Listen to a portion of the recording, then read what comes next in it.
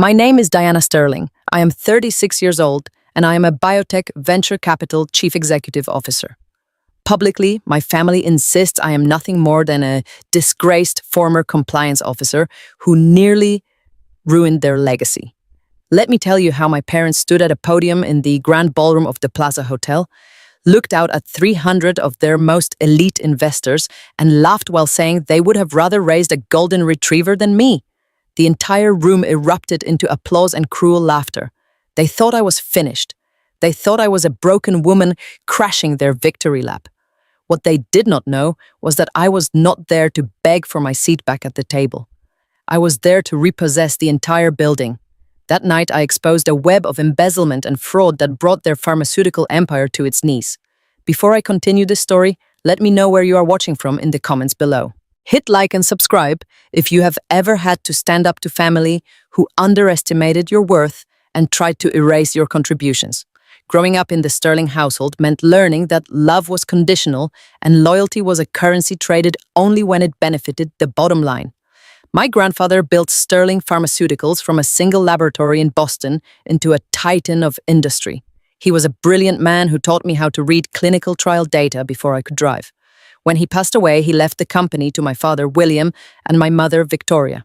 They immediately promoted my younger brother, Preston, to vice president of operations, despite his complete lack of scientific or financial literacy. I was relegated to compliance officer, the invisible daughter, tasked with cleaning up their messy ledgers. 6 months ago, they orchestrated a massive public scandal. They forged my signature to cover up Preston losing millions in offshore accounts. I took the fall. I let them publicly fire me. I retreated into silence. They assumed I was spending my days weeping in my apartment. Instead, I was aggressively acquiring their toxic debt and building my own venture firm, Aegis Capital, from the shadows. The evening of the 40th anniversary gala was unseasonably crisp for Manhattan. I stepped out of my town car onto the pavement outside the Plaza Hotel, feeling the familiar weight of my grandfather's vintage Rolex Daytona ticking against my wrist. It was the only piece of his legacy my parents could not steal from me. I smoothed the skirt of my midnight blue Carolina Herrera gown. The silk moved like liquid armor. I had chosen the dress specifically because Victoria had once told me I lacked the stature to pull off such a commanding color. Tonight, I was not dressing for my mother's approval. I was dressing for a corporate execution. The lobby of the plaza was a sea of flashbulbs and black tie attire. The air smelled of expensive orchids and old money arrogance. I bypassed the press line and walked directly toward the gilded doors of the grand ballroom. 2 large men in tailored suits stepped perfectly in sync to block my path. I recognized the taller one as Marcus, the head of Sterling Private Security. He looked down at me with a mixture of pity and strict instruction. "I am sorry, Miss Sterling," Marcus said, keeping his voice low so the passing guests would not hear. "Your father gave explicit orders. You are not on the guest list tonight, and I cannot let you inside." I did not raise my voice. I did not flinch. I looked past his broad shoulder and saw Preston standing near the coat check. My brother was holding a glass of champagne, smirking at me. He had arranged this humiliation. He wanted me to make a scene. He wanted me to scream and cry so security could drag the unstable, disgraced sister out onto Fifth Avenue in front of the cameras. "Marcus," I said calmly, my tone perfectly even. "I understand William gave you instructions regarding his daughter. However, I am not here simply as family." Marcus shifted his weight, clearly uncomfortable, but unwilling to move. He held up a laminated guest list. "Your name is not here, Diana. Please do not make me do this the hard way. Preston is watching, and he is just waiting for an excuse to call the police." I unclasped my clutch and withdrew a crisp, folded piece of heavy stock paper. I handed it to Marcus. He hesitated before taking it. I watched his eyes scan the legal jargon at the top of the page. "That is a certified shareholder proxy," I explained, keeping my voice loud enough for Preston to hear exactly what was happening. As you know, Marcus Sterling Pharmaceuticals is a publicly traded entity. The bylaws clearly state that any individual holding a designated proxy for a majority voting bloc is legally guaranteed unrestricted access to all corporate shareholder meetings and affiliated public galas. Marcus frowned, reading the document closer. "This says you are representing Aegis Capital." "That is correct," I replied.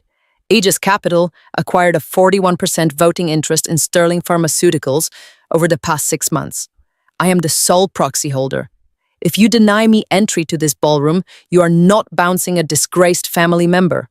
You are illegally barring the largest single shareholder from a corporate event which violates federal securities regulations.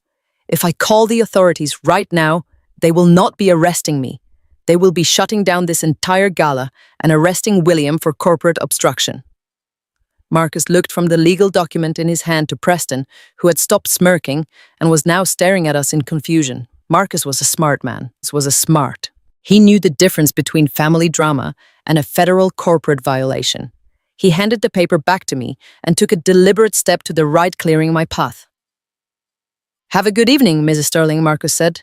"Thank you, Marcus," I replied, sliding the document back into my clutch. I walked past the security detail and stepped through the gilded doors into the ballroom. The crystal chandeliers cast a brilliant light over the hundreds of guests mingling below. I saw my mother, Victoria, draped in diamonds that were paid for by my grandfather's patents. I saw my father glad-handing investors who had no idea the company was drowning in debt.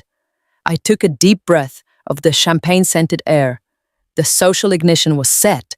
All I had to do was strike the match. The grand ballroom of the Plaza Hotel was a masterclass in aggressive opulence.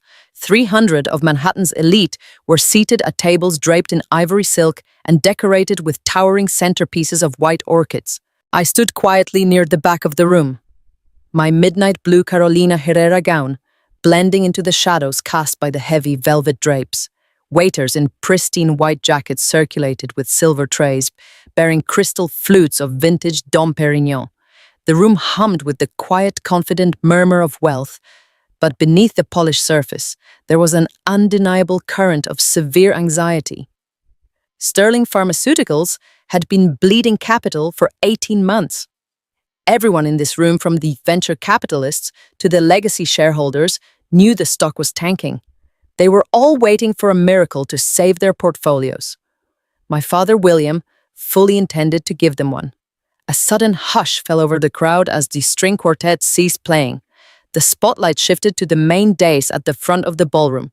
William and Victoria walked up the carpeted steps. My mother wore a custom emerald green Oscar de la Renta gown, her neck dripping with a diamond collar that cost more than a prime piece of real estate in the Hamptons.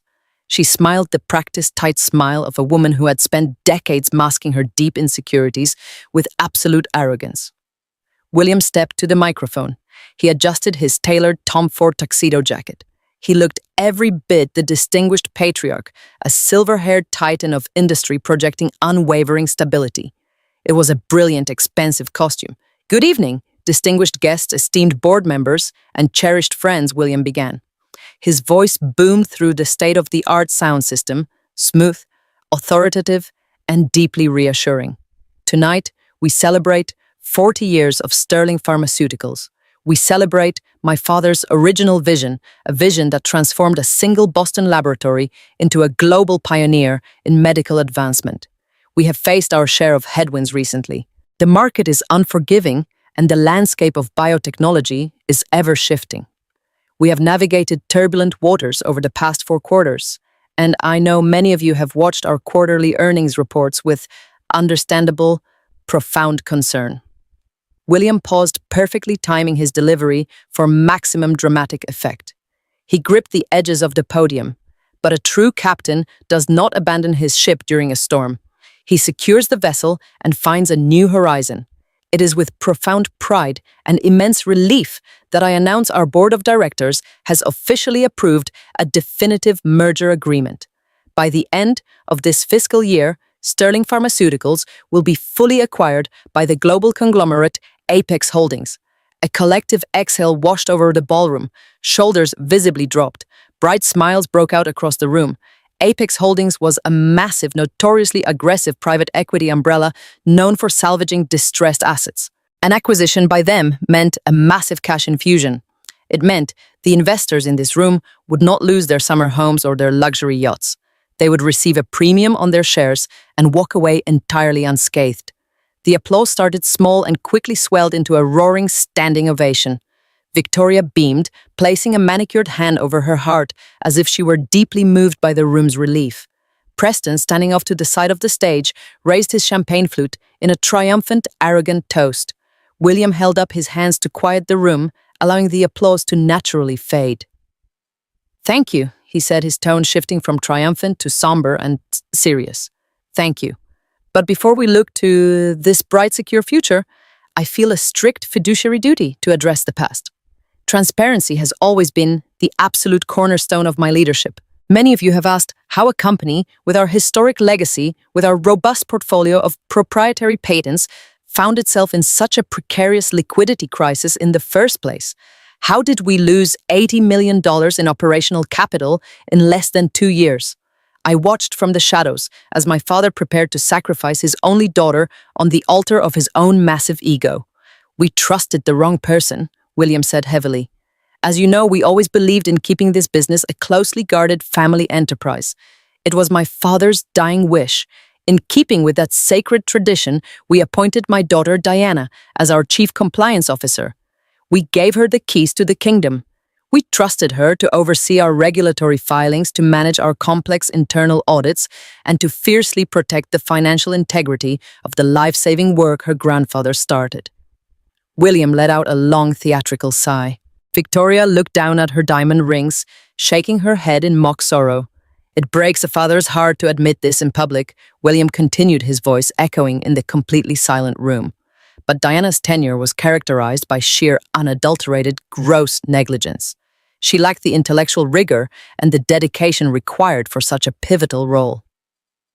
Worse than simple incompetence, we discovered a pattern of catastrophic financial mismanagement under her watch.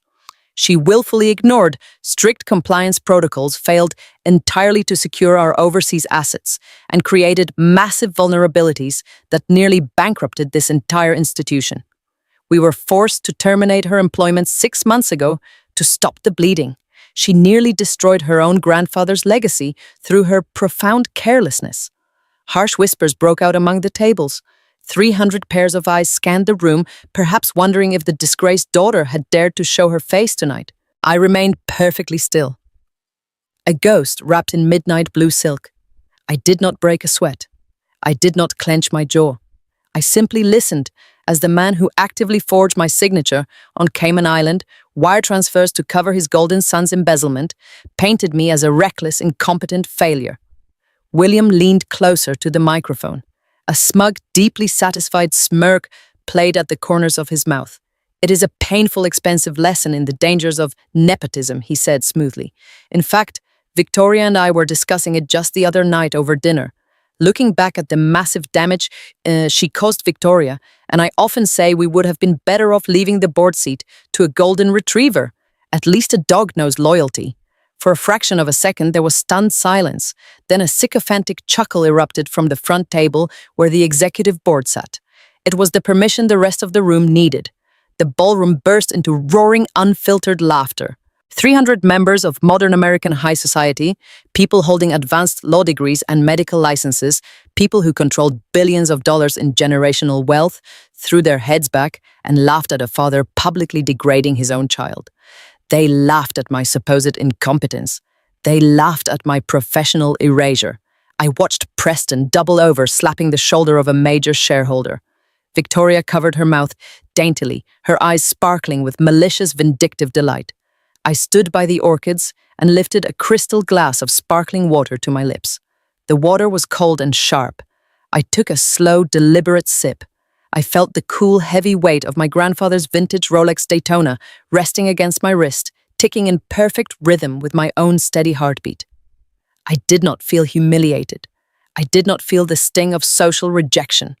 Emotion is a severe liability in corporate warfare, and I had eradicated it from my system months ago. As the laughter washed over me, I felt only a profound, deadly calm. Let them laugh, I thought. Let them enjoy the expensive champagne and the fleeting illusion of safety. They were celebrating a rescue boat that I had personally steered into their path. William was so arrogant, so blinded by his own desperate need to project power, that he had not bothered to look into the complex corporate structure of his saviors. He had spent his entire career assuming he was the smartest man in any room. He assumed that because I was a woman, because I was quiet, and because I had walked away 6 months ago without a public screaming match, I had simply accepted my defeat. He mistook my strategic silence for absolute surrender. He did not realize that while he was busy crafting punchlines for his gala, I was busy executing a flawless systemic takeover. The laughter began to die down, replaced by a warm, jovial applause. William raised his glass to the crowd. To the future, he proclaimed loudly. To Apex Holdings. The crowd echoed his toast, raising their crystal flutes in perfect unison. To Apex. I smiled. It was a small, razor-sharp smile that no one in the room was looking my way to see. I checked the time on my Rolex. It was exactly 8:30 in the evening. The financial markets in Asia were opening, the offshore accounts were locked tight, and the intellectual trap I had spent 6 months meticulously building was now fully armed. The social humiliation was meant to break me, but it only confirmed that they deserved absolutely no mercy. I swallowed the last drop of my water and placed the empty glass on a passing waiter's silver tray. The time for quiet observation was officially over. I stepped out from the shadows of the velvet drapes and began my walk toward the main dais. The ballroom was still echoing with the remnants of laughter, but as I moved through the tables, a sudden and suffocating silence followed in my wake. My midnight blue Carolina Herrera gown swept across the marble floor with the quiet authority of a closing curtain. I kept my posture perfectly straight, my gaze locked entirely on the podium. I did not look at the venture capitalists who had just laughed at my expense. I did not acknowledge the board members who had rubber-stamped my termination 6 months ago. I simply walked. Preston saw me first. He was standing at the base of the carpeted stairs, leading up to the stage, his champagne flute frozen halfway to his mouth. His smug expression dissolved into genuine panic. He took a step forward, raising his free hand to block my path. "Diana," he hissed, his voice trembling with a mixture of rage and fear. "What are you doing here? Security was supposed to keep you out. Go home before Dad sees you." I did not break my stride. I did not raise my voice. I simply looked at my younger brother with the analytical detachment one might reserve for a poorly constructed spreadsheet. "Excuse me, Preston," I said smoothly. I stepped around him without breaking eye contact, leaving him standing there in his expensive tuxedo, looking entirely small and utterly powerless. I ascended the steps to the stage. Victoria saw me next. Her manicured hand gripped the edge of the table so tightly, her knuckles turned white. The color completely drained from her face, leaving her looking stark and hollow beneath her diamond collar. William was still standing at the podium, basking in the fading applause of his own cruel joke. He turned his head as I approached, his arrogant smile shattering the moment he processed my presence. "Diana," William demanded, his deep voice suddenly tight and defensive. "You have absolutely no right to be up here. This is a private corporate event. Step down immediately before I have you physically removed." I walked directly up to him. I did not scream. I did not cry. I reached out and tapped the microphone twice with my index finger. The sharp percussive sound echoed through the state-of-the-art sound system, instantly silencing whatever residual murmurs remained in the grand ballroom. 300 pairs of eyes were now locked entirely on me. "Good evening, everyone," I said, my voice projecting with a deadly, unwavering calm. "Please forgive the interruption. I know my father was just finishing his very entertaining speech. I must admit, his comedic timing has improved significantly since I last saw him." A heavy and uncomfortable tension settled over the room. No one laughed. No one breathed. I looked out at the sea of elite investors and legacy shareholders. William mentioned that he and Victoria would have preferred to leave my board seat to a golden retriever. I continued pacing my words perfectly. He claimed a dog knows loyalty. On that specific point, my father is absolutely correct. Loyalty is a vital corporate asset. However, loyalty must be earned through transparency and fiduciary responsibility. It is not something you demand simply because we share a last name, especially when that name is being used to mask catastrophic financial fraud. William lunged forward, his face flushed with sudden, violent anger. "Turn off her microphone," he shouted at the sound technician in the back of the room. "Turn it off right now. Do not touch that soundboard," I commanded, locking eyes with the technician. My tone left no room for debate. As the largest single shareholder of Sterling Pharmaceuticals, I have the floor. William froze. Victoria gasped audibly. The executive board members sitting at the front tables exchanged alarmed, confused glances. My father stood before you tonight and claimed that my tenure as Chief Compliance Officer was characterized by gross negligence, I said, turning my attention back to the crowd. He told you I created massive vulnerabilities that cost this company $80 million in operational capital. He painted a very compelling picture of a reckless, incompetent daughter who nearly destroyed her grandfather's legacy. It is a convenient narrative. It is also a complete and verifiable lie. I placed my hands on the edges of the podium, claiming the space as my own. I did not lose $80 million. I found the $80 million that was missing. I discovered the unapproved wire transfers. I tracked the capital flight to offshore accounts. When I brought my forensic audit to William and Victoria 6 months ago, demanding we report the embezzlement to the Securities and Exchange Commission, they did not praise my diligence. They fired me.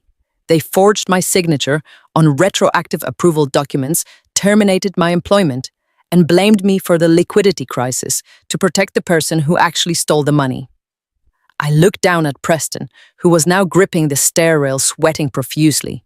But we are not here tonight to discuss family betrayals, I said, shifting the focus back to the business at hand. We are here to celebrate a rescue. We are here to celebrate Apex Holdings. The room remained dead silent. I could hear the faint ticking of my vintage Rolex Daytona. My father just told you that Apex Holdings is going to save your portfolios. I continued, my voice echoing with absolute authority. He sold you a narrative of a massive benevolent conglomerate sweeping in to inject capital and secure your investments. He praised their aggressive restructuring tactics. He asked you to raise your glasses and toast to your new corporate partners. I looked directly at William. He was staring at me, his chest heaving, his confidence entirely eradicated. He looked like a man standing on a trapdoor, waiting for the lever to be pulled. What William failed to realize, because he lacks the intellectual rigor to look beyond a letter of intent, is that Apex Holdings is not a standalone conglomerate, I explained to the room, breaking down the complex corporate structure with the precision of a lead prosecutor. Apex Holdings is a subsidiary holding company. It was incorporated in Delaware exactly 5 months ago for the sole specific purpose of acquiring distressed pharmaceutical assets. It is a shell entity. The venture capitalists in the room began to sit up straighter. I could see the realization dawning on the faces of the top-tier analysts. They understood the language of corporate warfare. Apex Holdings is a wholly owned subsidiary of Aegis Capital, I said, delivering the final crushing blow. And I am the founder, majority shareholder, and sole chief executive officer of Aegis Capital. A collective gasp rippled through the ballroom. Victoria slumped back into her chair, her hands trembling violently. Preston dropped his champagne glass. It shattered against the marble floor, the sharp sound cutting through the heavy air. William gripped the podium, his knuckles white, his mouth opening and closing without a single sound coming out. I am not a disgraced former employee crashing your victory lap, William, I said, keeping my voice perfectly level. I am the private equity firm that just bought your debt. For the past 6 months, while you thought I was broken and silent, I was systematically purchasing every single outstanding loan Sterling Pharmaceuticals possessed. I did not come here tonight to ask for my seat back at the compliance desk. I came here to inform you that your definitive merger agreement is officially a hostile takeover. I stepped back from the microphone, feeling the cool, undeniable power of absolute vindication. The social ignition was complete. The illusion of their safety was entirely shattered. I looked at the 300 guests who had laughed at me just 10 minutes prior. They were not laughing anymore. They were looking at their new boss and realizing the true cost of their cruel applause. The silence in the grand ballroom was profound. I watched the elite crowd process the magnitude of my declaration. These were seasoned professionals who understood our industry. They recognized that the woman standing before them had masterfully outmaneuvered a legacy institution. I turned my attention back to my parents. Victoria was staring at me with a mixture of horror and disbelief, clutching her diamond necklace as if it might protect her from the financial ruin I had just orchestrated. William looked visibly aged, his meticulously crafted public persona dissolving into sheer panic. He had built his entire career on the assumption that he was the smartest man in the room. Tonight, I proved him entirely wrong.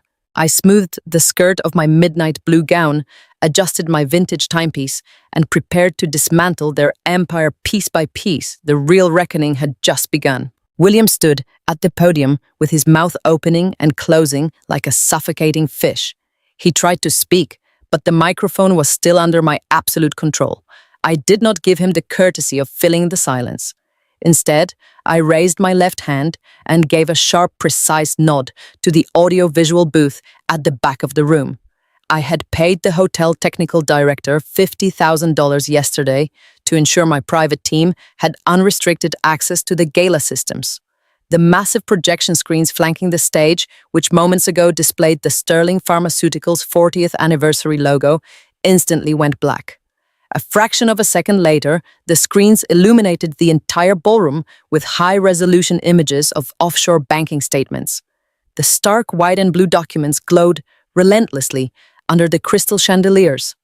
I watched the elite crowd of venture capitalists, hedge fund managers, and legacy shareholders adjust their designer glasses.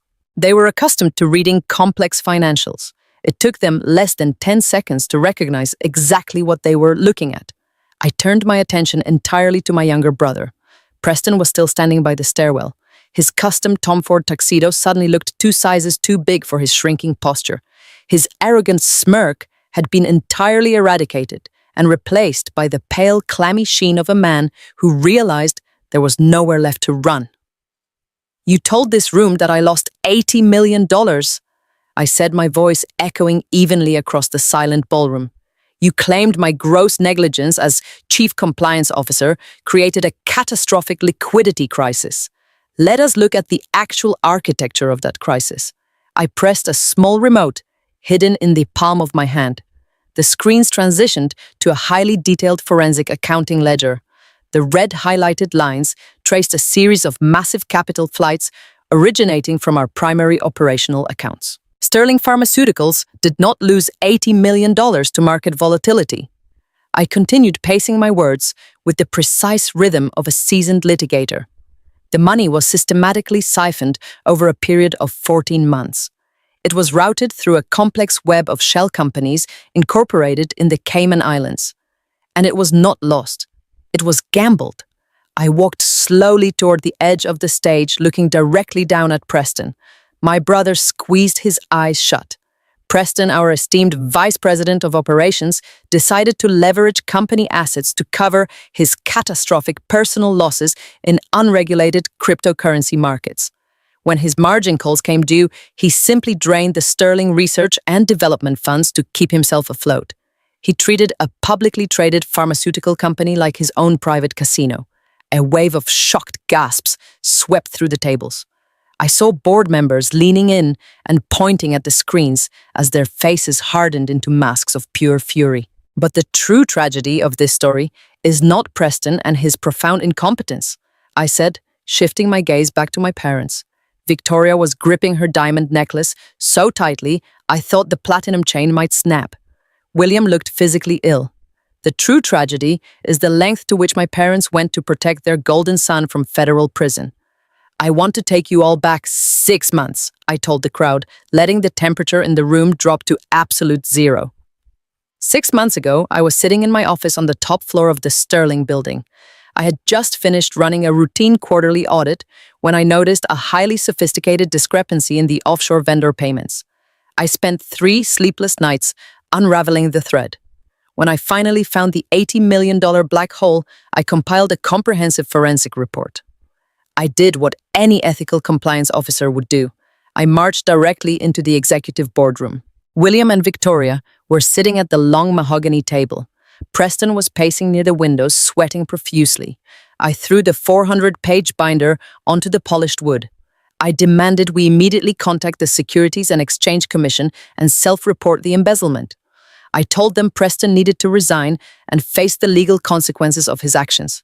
I expected my parents to be horrified by what their son had done. I expected them to prioritize the legacy of my grandfather and the survival of the company. I was profoundly naive. William did not look at the audit. Victoria did not weep for the betrayal of the company. Instead, my father slid a single sheet of paper across the table toward me. It was a termination notice. William looked me dead in the eye and told me I was being fired for gross negligence. He said the board had already been briefed on my catastrophic failure to secure the overseas accounts. I was stunned. I looked at the wire transfer authorizations included in my own audit. I pointed to the signature lines on the Cayman Island documents. Those are not my signatures, I had screamed, breaking my composure for the last time in my life. I never authorized those transfers. Preston initiated them. Victoria stood up, smoothing her designer skirt with chilling precision. She looked at me with an expression of pure, unadulterated ice. "They are your signatures now, Diana," my mother had said. "We had them verified by an internal auditor who understands where his loyalties lie. Preston has a family. He has a future in this industry. He cannot go to federal prison because of a small financial misstep. You are single. You are just the compliance officer. You will take the fall quietly, or we will hand these forged wire transfers directly to the Department of Justice and let you spend the next 20 years behind bars." I stood in that boardroom and realized the absolute truth of my existence in their eyes. I was not their daughter. I was a human shield. They had actively conspired to frame me for a federal crime to protect the son who had robbed them blind. They forged my signature on dozens of Cayman Island wire transfers, creating a flawless paper trail of my supposed guilt. I did not cry. I did not beg. I looked at the three people I had spent my entire life trying to make proud, and I felt every ounce of familial love evaporate from my body. It was instantly replaced by a cold, calculating resolve. I took my termination papers, walked out of the building, and began plotting my absolute takeover. I snapped my attention back to the present, bringing the ballroom with me. The 300 guests were staring at my parents with absolute disgust. The room was so quiet, I could hear the rustle of Victoria and her emerald green silk gown as she trembled. I clicked the remote one final time. The screens behind me flashed to highly magnified images of the Cayman Island wire transfer authorizations. Right next to them, I projected the results of an independent handwriting analysis conducted by a former federal forensic expert I had hired months ago. As you can clearly see, I announced, my voice cutting through the heavy air, the signatures on the fraudulent transfers are undeniable forgeries. The forensic report confirms they were executed by William Sterling. William stumbled backward, bumping into the podium. Victoria covered her face with her trembling hands. Preston looked like he was about to collapse onto the marble floor. "You thought you could erase me to save him," I said, addressing my parents directly. "You thought I would simply disappear into the shadows, crushed by the weight of a crime I did not commit. You banked on my silence. You counted on my fear of public humiliation, but you fundamentally misunderstood who I am." I stepped closer to the edge of the stage, radiating absolute authority. I am my grandfather and his legacy. I built my career on reading the data you were too arrogant to understand. When you fired me and framed me for your son and his embezzlement, you gave me the greatest gift possible. You severed my required fiduciary duty to this family. You untied my hands completely. The venture capitalists and legacy shareholders were furiously typing on their phones. They were messaging their brokers. They were contacting their legal teams. The social execution was absolute. The narrative William had tried to spin was completely dead and buried under a mountain of irrefutable hard evidence. For 6 months, you told the world I was incompetent. I concluded, my tone dropping to a deadly, lethal calm. You told your friends I was unstable. You stood on this stage tonight and told your most valuable investors you would rather have raised a dog than me. But while you were busy writing cruel jokes for your gala, I was busy buying your debt and securing the undeniable proof of your federal crimes. I did not destroy this company, William. I simply bought the wreckage you created. The silence that followed was heavy and absolute. I stood perfectly still in my Carolina Herrera gown, the weight of the vintage Rolex anchoring me to the present moment. I had laid out the systemic betrayal for the entire world to see. The public ignition was complete. The hidden betrayal was exposed, and the intellectual trap I had meticulously built was now closing around them with terrifying speed. There was no escape, and there was no spin. There was only the cold, hard reality of the justice I had brought to their doorstep. Victoria could see the empire crumbling. She pushed past William and seized the microphone. Her emerald green silk gown shimmered under the chandeliers as she forced a tragic, sympathetic smile. "Please," she begged the crowd, her voice trembling with manufactured maternal sorrow. "I ask for your grace in this incredibly difficult moment. What you are witnessing is not a corporate whistleblowing. It is a severe psychiatric break. Diana has been unwell for years. She has always harbored a deep toxic jealousy toward her brother Preston. When we were forced to terminate her, she spiraled into a profound delusion. She fabricated these documents to publicly punish us for loving her enough to remove her from a job she could not handle. This is a family tragedy. I implore you to remember the decades of loyalty we have shown you. Do not let the bitter, vindictive fantasies of a disturbed woman erase 40 years of shared prosperity." The crowd shifted uncomfortably.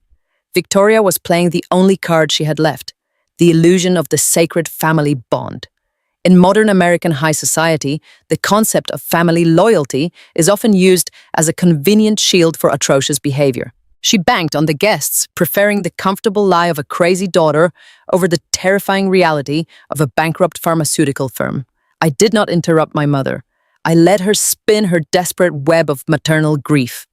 When she finally paused to wipe a non-existent tear from her cheek, I stepped forward. I did not defend my sanity.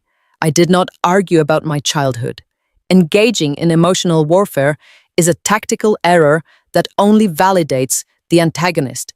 Instead, I looked out into the center of the ballroom and offered a single subtle nod. The crowd parted as a stunning woman stood up from a prominent table near the front. Dr. Maya Sterling commanded the room the absolute second she rose to her feet.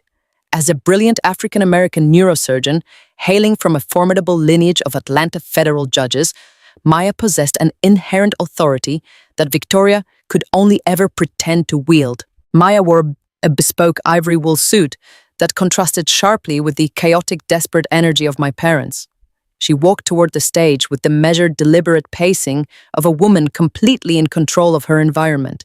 Preston physically recoiled when he saw his wife approaching the dais, his face drained of whatever color he had left. "Maya," he pleaded, his voice cracking into a pathetic whimper. "Maya, please sit down.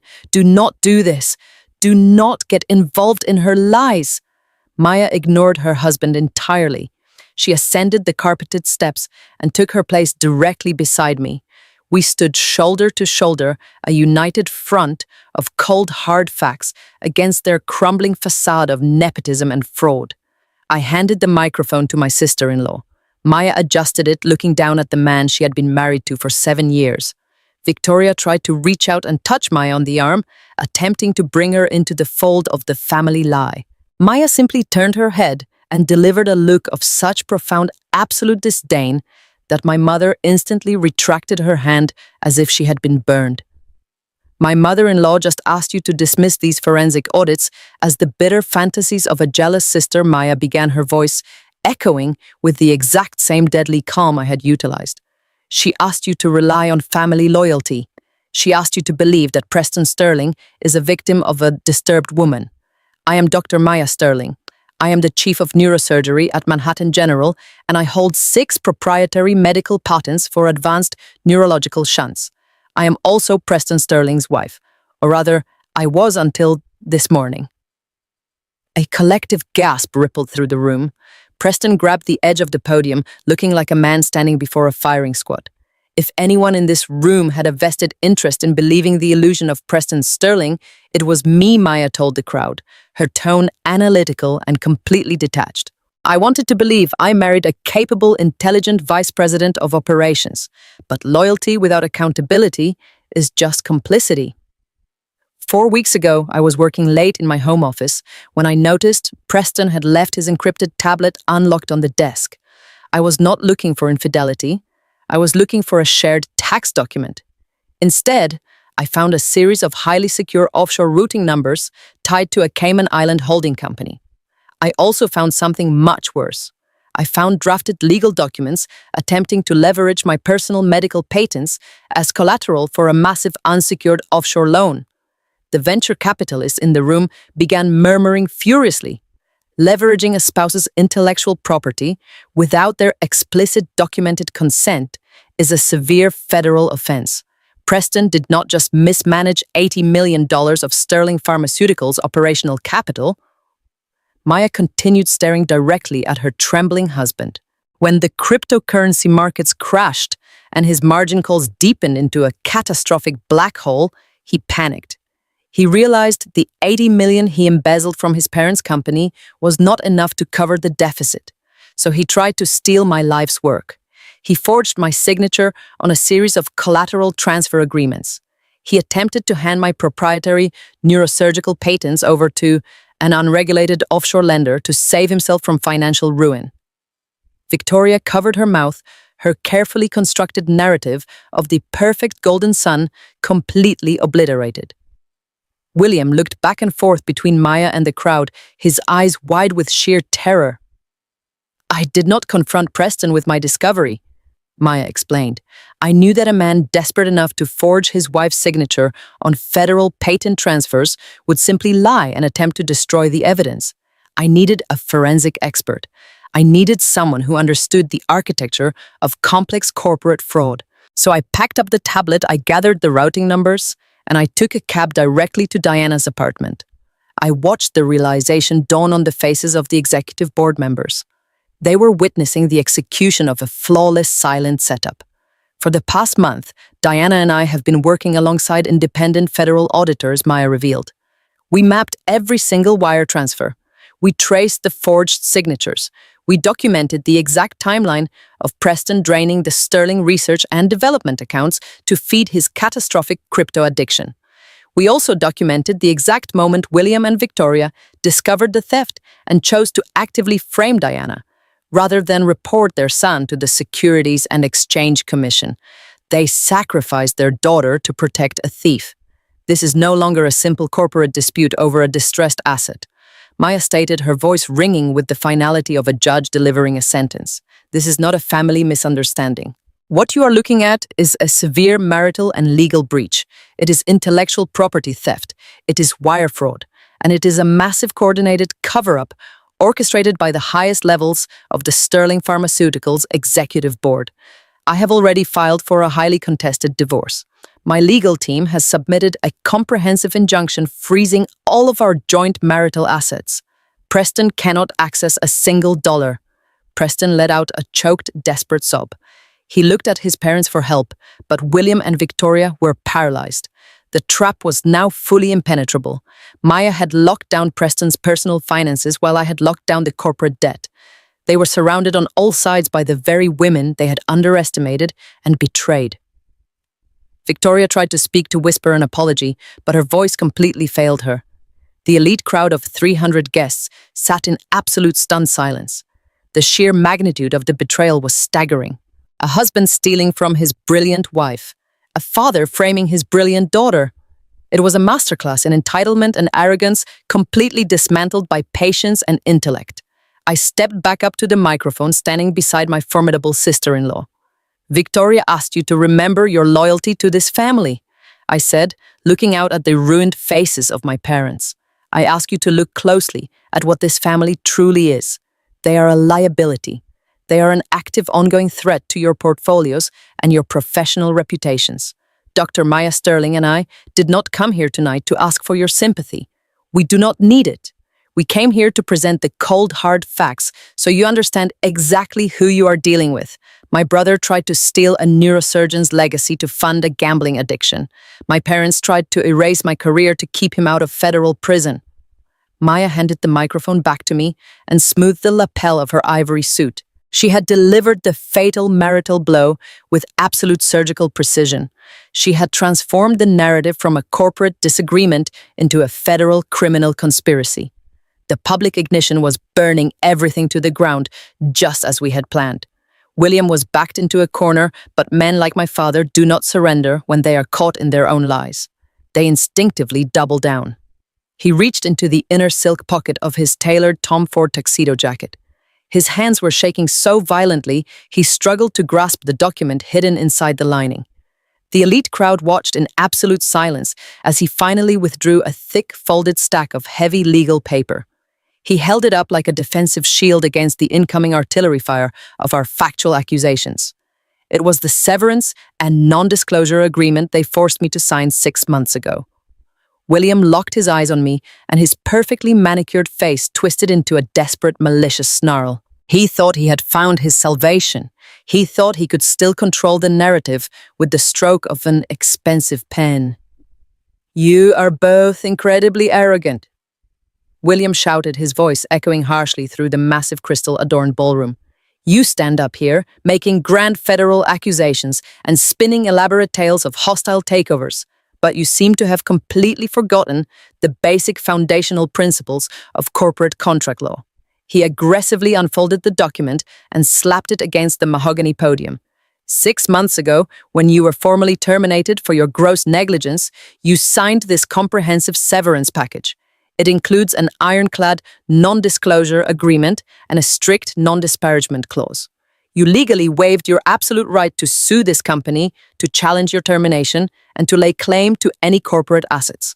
By standing on this stage tonight and broadcasting these fabricated lies, you have materially breached a binding legal contract. I will sue you into absolute oblivion, Diana.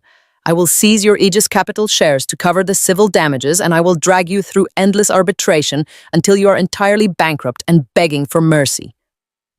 Victoria seemed to instantly revive at the sight of the physical contract. Her posture straightened, and the color slowly returned to her meticulously contoured cheeks. She looked out at the venture capitalists and board members with a renewed sense of arrogant confidence. "Yes," my mother chimed in, her voice dripping with toxic venom. "Diana took the generous buyout money and signed away her rights. She has absolutely no legal standing here. This entire hostile takeover threat is nothing more than a blatant breach of contract disguised as a corporate coup. Security needs to remove her immediately. She is trespassing, and she is violating a signed court-enforceable document." The executive board members murmured among themselves, leaning over their pristine white tablecloths. In the corporate world, a breach of a non-disclosure agreement is a severe catastrophic liability. They looked at me, waiting to see how I would respond to this seemingly impenetrable legal defense. I did not flinch. I did not break eye contact with my father. I simply stood there, in my midnight blue Carolina Herrera gown, and allowed a genuine slow smile to spread across my face. It was not a smile of amusement. It was the smile of an architect watching a demolition charge detonate exactly on schedule. I had been waiting for him to pull that specific piece of paper for 6 months. "William," I said, my voice radiating a deadly, serene calm, "you have spent your entire life believing that wealth and intimidation can overwrite reality. You genuinely believe that throwing a legal document at a problem will simply make it disappear. But your arrogance has always been your most profound vulnerability. It blinds you to the essential details. And in high-level corporate litigation, the details are the only things that matter." I took a slow, deliberate step toward the podium.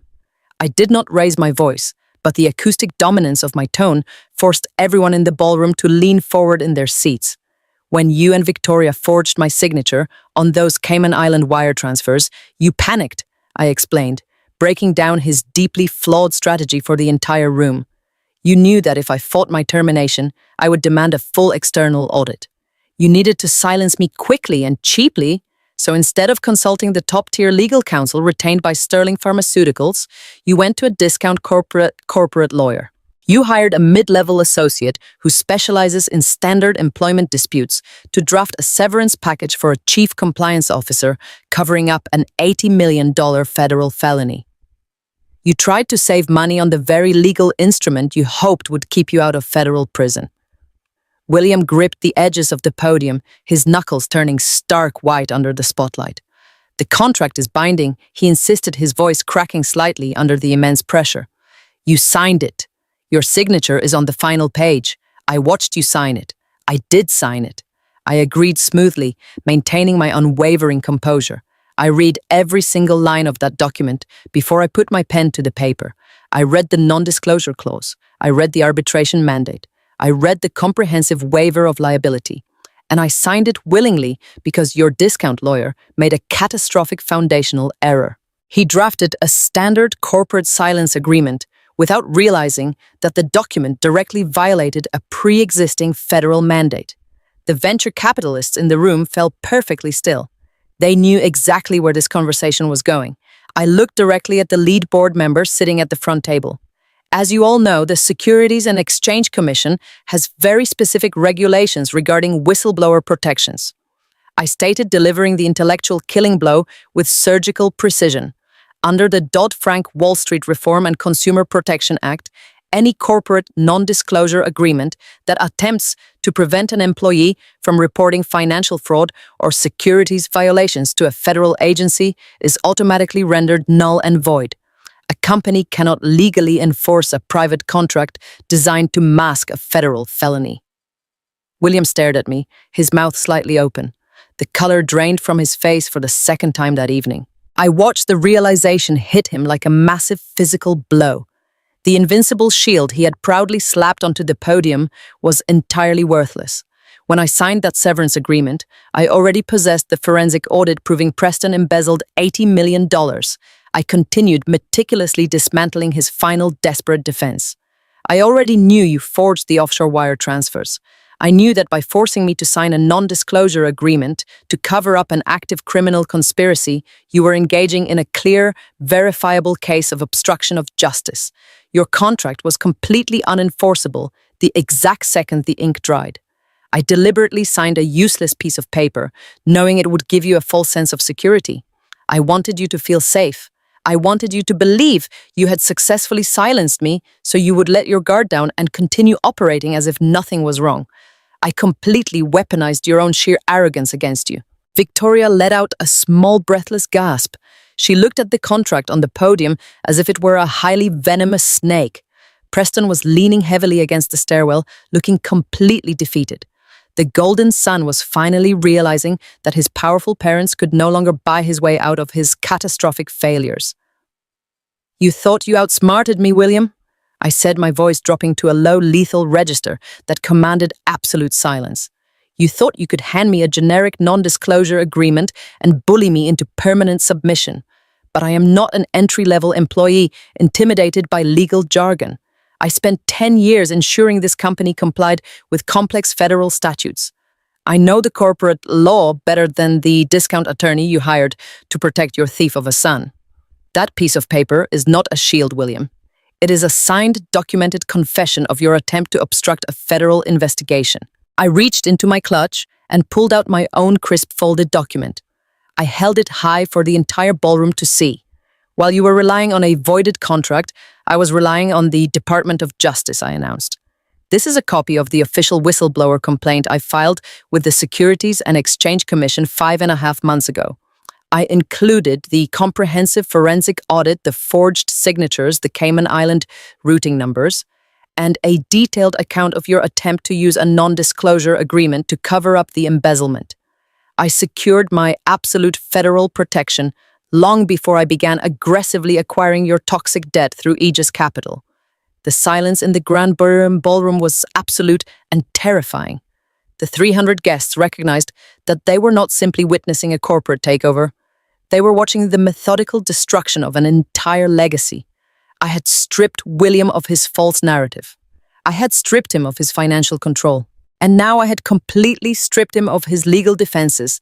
He was entirely exposed. William stared blindly at the severance agreement on the podium.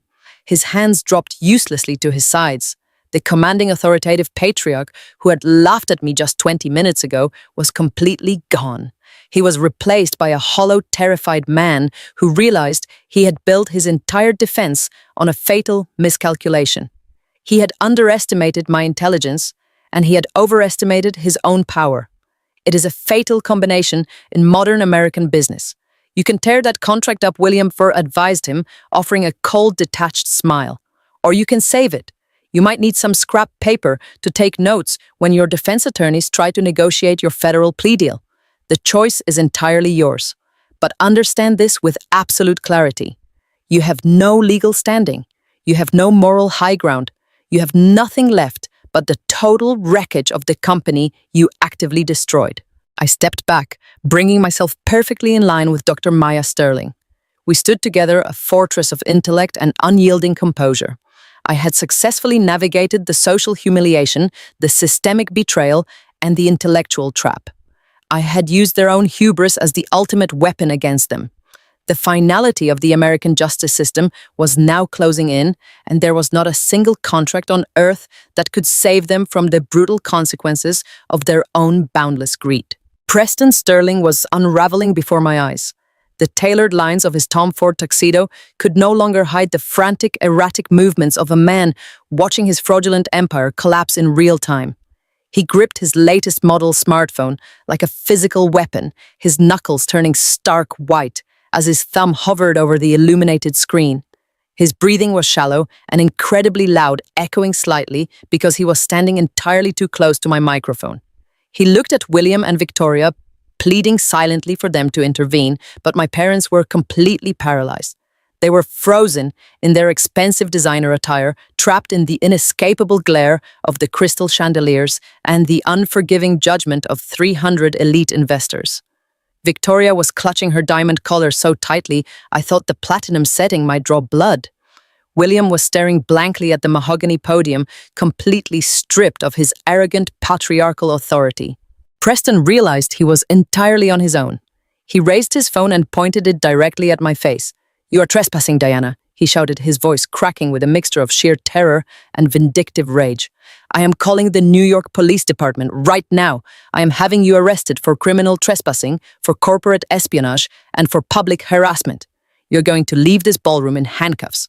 The venture capitalists and hedge fund managers sitting at the pristine white tables shifted in their seats. The threat of law enforcement at a high society corporate gala was a massive breach of social protocol. It signaled a complete loss of executive control. I did not step back. I did not raise my hands in defense. I simply looked at my younger brother with the analytical detachment of a senior partner evaluating a profoundly incompetent associate. "Call them Preston," I said, my voice projecting with a smooth, deadly calm that easily overpowered his frantic shouting. "Dial the number. Tell them your sister is standing on the stage of the Plaza Hotel. But before you dispatch the authorities to physically remove me from this property, you might want to consult with opposing counsel." At my exact cue, a man stepped seamlessly from the crowd of silent investors. He had been quietly mingling near the front row, sipping sparkling water and waiting for his specific moment to strike. He was tall, immaculately groomed, and wore a bespoke charcoal suit that radiated absolute professional dominance. This was Jonathan Pierce, the most feared corporate litigator in Manhattan and the senior managing partner of a law firm that specialized exclusively in high-stakes financial warfare. I had retained his services 5 months ago, paying his exorbitant retainer in cash, using the initial seed funding I secured for Aegis Capital. Jonathan walked up the carpeted steps of the stage with the effortless grace of an apex predator. He did not look at William or Victoria. He walked directly up to Preston. Jonathan reached into the interior pocket of his suit and withdrew a thick legal document bound in heavy blue cardstock. He held it out to my brother. Preston stared at the document as if it were a live explosive device. "Take it, Preston." Jonathan commanded, his voice a low, resonant baritone that demanded instant total obedience. Preston slowly lowered his smartphone and took the legal binding.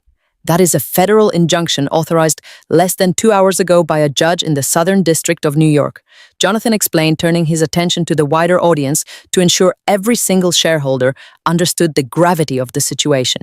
"It legally prohibits any member of the Sterling Pharmaceuticals Executive Board from removing Diana Sterling from these premises. Furthermore, it grants her immediate, unrestricted access to all corporate financial assets, intellectual property portfolios, and physical headquarters. If you call the police to remove her, you will be in direct violation of a federal court order, and you will be the one leaving this hotel in handcuffs." Preston dropped the document onto the stage as if it had physically burned him. He stumbled backward, retreating until his shoulders hit the heavy velvet drapes. I stepped forward, reclaiming the center of the stage and the absolute attention of the room. "When you fired me 6 months ago, you expected me to vanish," I told my parents, my voice slicing through the heavy, tense air. You banked on the assumption that a disgraced compliance officer would retreat to her apartment, fall into a deep depression, and quietly disappear from the industry. You told your friends I was emotionally unstable. You told your board members I was professionally ruined. You created a highly convenient illusion of a broken daughter to mask your own catastrophic failures. I placed my hands flat on the podium, leaning slightly forward to ensure my words penetrated their thick layers of entitlement and arrogance. But I am not a fragile woman, William. I am a highly trained financial architect. While you were busy planning this lavish 40th anniversary gala and congratulating yourselves on your impending merger, I was working 90-hour weeks in a secure office in downtown Manhattan. I was building Aegis Capital from the ground up entirely in the shadows. And I was using every single ounce of my age-earned wisdom to construct a flawless financial trap. The legacy shareholders sitting in the front rows leaned forward, hanging on my every word. They recognized that they were witnessing a masterclass in corporate strategy. You see, when an organization like Sterling Pharmaceuticals bleeds $80 million in operational capital, the deficit does not simply disappear. I explained, breaking down the complex financial architecture for the entire ballroom. You had to cover the massive shortfall to keep the company afloat. So you took out loans. You secured massive lines of credit. You leveraged every single remaining asset you possessed to secure high-interest mezzanine debt from private lenders. You thought you were buying time until Apex Holdings could acquire you and wipe the slate clean. I paused, allowing the immense weight of their foolishness to settle over the room. You were incredibly desperate. I continued, my tone completely merciless. And desperate people do not read the fine print. You sold your corporate debt to a series of anonymous blind trusts and offshore holding entities. You never bothered to investigate who was actually funding your survival because you were too arrogant to believe anyone would dare orchestrate a coordinated attack against your legacy. But in high-level venture capital, anonymity is simply a tool for the patient predator. I reached down and picked up the federal injunction Preston had dropped on the stage. I held it up for my parents to see. I am the phantom debt buyer, William, I announced, delivering the intellectual killing blow. Aegis Capital owns every single blind trust and holding entity that currently holds your corporate notes. I own your operational credit lines. I own your high-yield mezzanine debt. I own the massive collateralized loan obligations you signed just 3 months ago. I do not just hold a majority shareholder proxy. I am your sole massive primary creditor. The realization of their catastrophic failure was now an inescapable, crushing reality that they could not ignore. Victoria let out a sharp, terrified gasp. The emerald ring on her finger caught the light as she raised a trembling hand to her throat. She finally understood the sheer terrifying magnitude of my silent setup. William stared at me, his silver hair suddenly looking dull and lifeless. He opened his mouth to speak, but he was completely devoid of any remaining authority. The arrogance that had fueled his entire career was permanently extinguished. Let me explain exactly what this means for you tonight, I said, looking directly into my father's panicked eyes. Every single corporate loan you signed contains a standard acceleration clause. It is a fundamental legal mechanism designed to protect the creditor in the event of extreme executive volatility.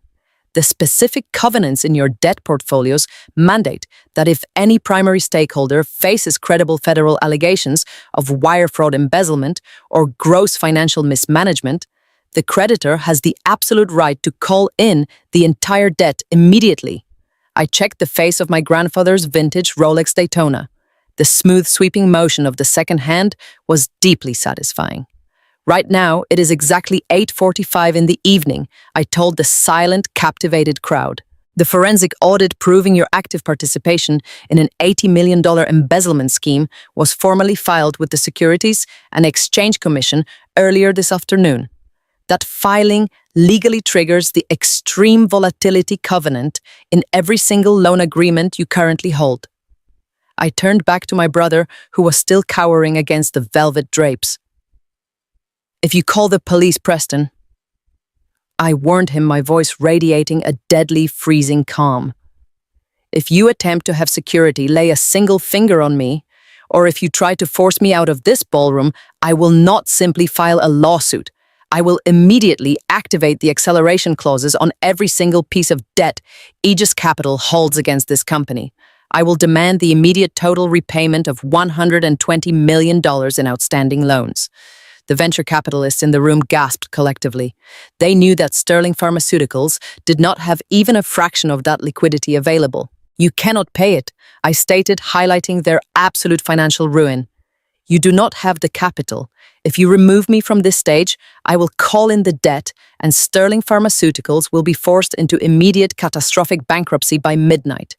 Your stock will be completely delisted before the market opens tomorrow morning. Your golden parachutes will be instantly vaporized. The legacy you claim to protect will be sold off in worthless pieces in a federal bankruptcy court. The silence in the Plaza Hotel Grand Ballroom was so profound, it felt like a physical weight pressing down on the crowd. The elite guests, the wealthy investors, and the powerful board members were completely paralyzed by the sheer brilliance of the trap I had sprung.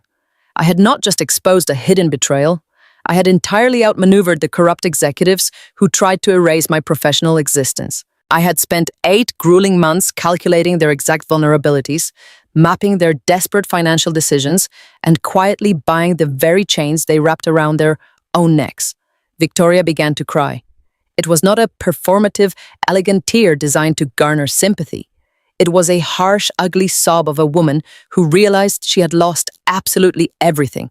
Her ancestral homes, her vast art collections, her prominent social standing, all of it was tied to the equity I now completely controlled. William leaned heavily on the mahogany podium, looking completely destroyed. The powerful patriarch who had laughed at me and called me less loyal than a dog was now entirely at my absolute mercy. My sister-in-law, Dr. Maya Sterling, stood perfectly still beside me, radiating a quiet, fierce pride. She understood the immense sacrifice and the grueling intellectual endurance required to execute this flawless strategy. We had both been underestimated by this family. We had both been viewed as disposable assets to be used and discarded at their absolute convenience. But we had forged a silent, unbreakable alliance built on cold, hard facts and an unyielding demand for total professional justice. I lowered the federal injunction and smoothed the silk fabric of my midnight blue gown. I looked out at the 300 guests, ensuring they completely understood the new hierarchy of power in the room. You have a very simple choice to make tonight, William, I said, my voice dropping to a final definitive register. You can step away from that podium, surrender your executive credentials, and quietly await the severe federal consequences of your actions. Or you can fight me. You can call the authorities, create a massive public scene, and watch me burn this entire empire to the ground before they serve the dessert course. I stood there, an immovable fortress of intellect and absolute composure. I had presented my case with the analytical detachment of a lead prosecutor, delivering a flawless winning argument. I did not scream. I did not hurl insults. I simply presented the undeniable facts of their absolute financial destruction. I owned their debt. I owned their secrets. And I owned the absolute finality of their corporate demise. The arrogant men who had tried to destroy me were now entirely trapped, and the midnight deadline was rapidly approaching. Victoria refused to accept the absolute reality of her financial destruction. The suffocating silence that had fallen over the grand ballroom was suddenly shattered by the sharp, shrill sound of her voice. She pushed past my father and stumbled toward the front of the stage. Her emerald green Oscar de la Renta gown twisted awkwardly around her ankles as she gripped the edge of the mahogany podium. Her meticulously styled hair was beginning to fray, and the heavy diamond collar around her neck looked less like a symbol of immense wealth and more like a highly expensive shackle. She was breathing rapidly, her chest heaving as she scanned the front rows of the audience. She completely ignored me and locked her desperate eyes on the executive team from Apex Holdings, who were seated at a prominent table directly in front of the stage. "You are not listening to her," Victoria screamed, pointing a trembling manicured finger in my direction. "Do not listen to a single word she is saying. She is a bitter, vindictive child throwing a tantrum because she was removed from a position of authority. The debt does not matter. The mezzanine loans do not matter. We have the patents. We still own the core proprietary patents for the flagship neuroregenerative compound. Victoria swept her arm across the room, trying to rally the terrified venture capitalists and the panicked hedge fund managers. She was clinging to the final remaining life raft in a rapidly sinking ship. That flagship drug is entering phase 3 clinical trials. She shouted, her voice echoing harshly through the state-of-the-art sound system. The global market valuation for that single compound alone is projected to exceed $4 billion within the next 36 months. $4 billion. $120 million in corporate debt is absolute pocket change compared to the sheer magnitude of our intellectual property portfolio. We own the science. We own the cure. Apex Holdings is acquiring the most valuable biopharmaceutical patents in the entire Western Hemisphere. You're all going to be incredibly rich, and this disturbed woman cannot do a single thing to stop our definitive merger. The elite crowd shifted in their seats. I could see the desperate hope flicker in the eyes of the legacy shareholders. In the ruthless world of modern American biotechnology, intellectual property is the ultimate currency. A company can drown in massive operational debt, it can face severe federal audits, and it can suffer complete executive turnover. But if it holds the exclusive proprietary rights to a revolutionary medical compound, the market will always provide a golden parachute. Victoria knew this. She knew that the sheer greed of the investors sitting in the Plaza Hotel could potentially override their fear of my financial trap. She was begging them to look past the $80 million embezzlement and focus entirely on the billions of dollars resting in the corporate vault. I stood perfectly still in my midnight blue Carolina Herrera gown. I did not interrupt her frantic screaming. I simply listened to my mother desperately try to sell an asset she no longer possessed. I felt the cool, heavy weight of my grandfather's vintage Rolex Daytona resting against my wrist. The smooth, sweeping motion of the second hand felt like a quiet tribute to the brilliant man who had anticipated this exact moment of catastrophic betrayal. My grandfather, Harrison Sterling, was a pioneer of molecular biology. He built this pharmaceutical empire from a single drafty laboratory in Boston. He was a man of profound intellect and unwavering moral clarity. He loved my father, but he was never blinded by parental affection. Harrison knew exactly who William and Victoria were. He saw through their superficial charm, their boundless greed, and their absolute lack of ethical discipline. Before he passed away, he spent his final months sitting in his study, surrounded by high-powered estate attorneys and intellectual property litigators. He meticulously drafted a legally impenetrable fortress around his life's work to ensure that his revolutionary science could never be weaponized by the corrupt executives he was forced to leave behind. He entrusted me with the blueprint to that fortress when I was just 20 years old. I stepped away from the shadows and walked slowly toward my mother. Victoria shrank back slightly, her eyes wide with a mixture of sheer terror and lingering arrogance. She was breathing heavily, clutching the podium for physical support. I bypassed her completely and walked right to the edge of the stage. I looked directly down at the lead acquisition director for Apex Holdings, who was sitting in the third row. He was a sharply dressed corporate shark who had spent the entire evening calculating his massive upcoming bonus. Now he was sweating profusely, his hands resting flat on the pristine white tablecloth. "Please open your due diligence folder," I instructed the acquisition director, my voice projecting with a smooth, deadly calm that instantly commanded the absolute attention of the entire ballroom. "I know you have a comprehensive summary of the definitive merger agreement sitting right in front of you. I want you to turn to the section outlining the transfer of intellectual property." The director swallowed hard, but he did not move. He was completely paralyzed by the shifting power dynamics in the room. I did not wait for him to comply. I simply broke down the complex legal architecture for the 300 elite guests, ensuring that every single investor understood the exact nature of their impending financial ruin. "My mother just told you that Sterling Pharmaceuticals owns the core proprietary patents for the flagship neuroregenerative compound," I said, maintaining my unwavering analytical detachment. She screamed that you are acquiring the science and the cure. It is a very compelling sales pitch, but in high-level corporate mergers, the devil is always entirely in the legal details. Sterling Pharmaceuticals is merely the operational entity. It manufactures the drugs, it conducts the clinical trials, and it manages the vast global supply chains. But Sterling Pharmaceuticals does not actually own a single piece of intellectual property. A collective gasp rippled through the front tables. William let out a choked, desperate sound. He stumbled forward, reaching out as if he could physically pull the words back into my mouth. "Diana, stop."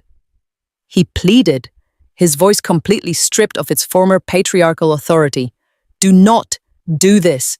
You are destroying your own family legacy. I am protecting my grandfather's legacy." I corrected him, my tone dropping to a lethal freezing register. I turned my attention back to the captivated crowd. When my grandfather Harrison Sterling finalized his estate planning, he completely separated his life's work from the operational vulnerabilities of this company. He placed every single proprietary patent, every trademark, and every exclusive licensing agreement into a highly specialized legal vehicle. He created a revocable living trust. I paced slowly across the stage, the silk of my gown gliding silently over the carpet. In modern American jurisprudence, a revocable living trust is a common instrument for protecting generational wealth.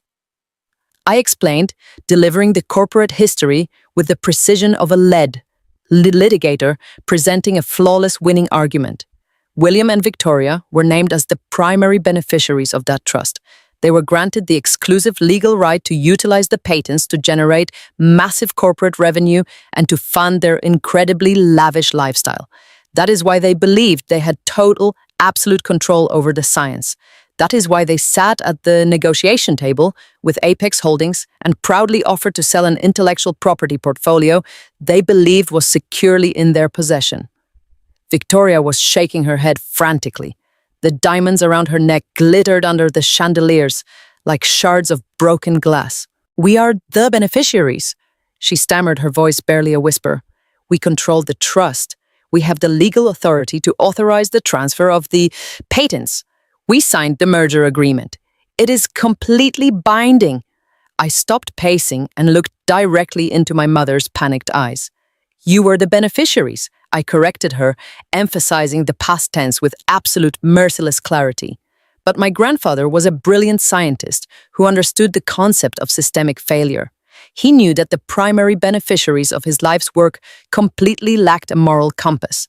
He knew that William was arrogant and that Preston was reckless. So he instructed his estate attorneys to include a highly specific, uncompromising legal provision buried deep within the foundational architecture of the trust documents. I turned back to face the venture capitalists and the hedge fund managers. He included a strict morality trigger clause. I announced, ensuring every single person in the room heard the exact legal terminology that was about to vaporize their entire investment portfolio. The covenants of the Irrevocable Living Trust explicitly mandate that the primary beneficiaries must uphold a strict fiduciary duty to the legacy of the scientific research. The clause legally dictates that if William or Victoria Sterling ever commit a federal felony, specifically encompassing acts of financial fraud, severe corporate embezzlement, or the active obstruction of a federal investigation, their status as primary beneficiaries is instantly and permanently terminated. The silence in the Plaza Hotel Grand Ballroom was so profound, it felt like the air had been entirely sucked out of the room. The elite guests stared at me, their faces frozen in expressions of sheer, unadulterated horror. They were beginning to connect the dots of the massive intellectual trap I had meticulously built. 48 hours ago, I finalized the comprehensive forensic audit proving that Preston embezzled $80 million in operational capital to cover his catastrophic cryptocurrency losses. I continued, my voice ringing with the finality of a judge delivering a permanent sentence. I documented the exact timeline of William and Victoria actively forging my signature on the Cayman Island wire transfers. I compiled the indisputable, hard evidence of their coordinated attempt to use a fraudulent non-disclosure agreement to cover up an active criminal conspiracy.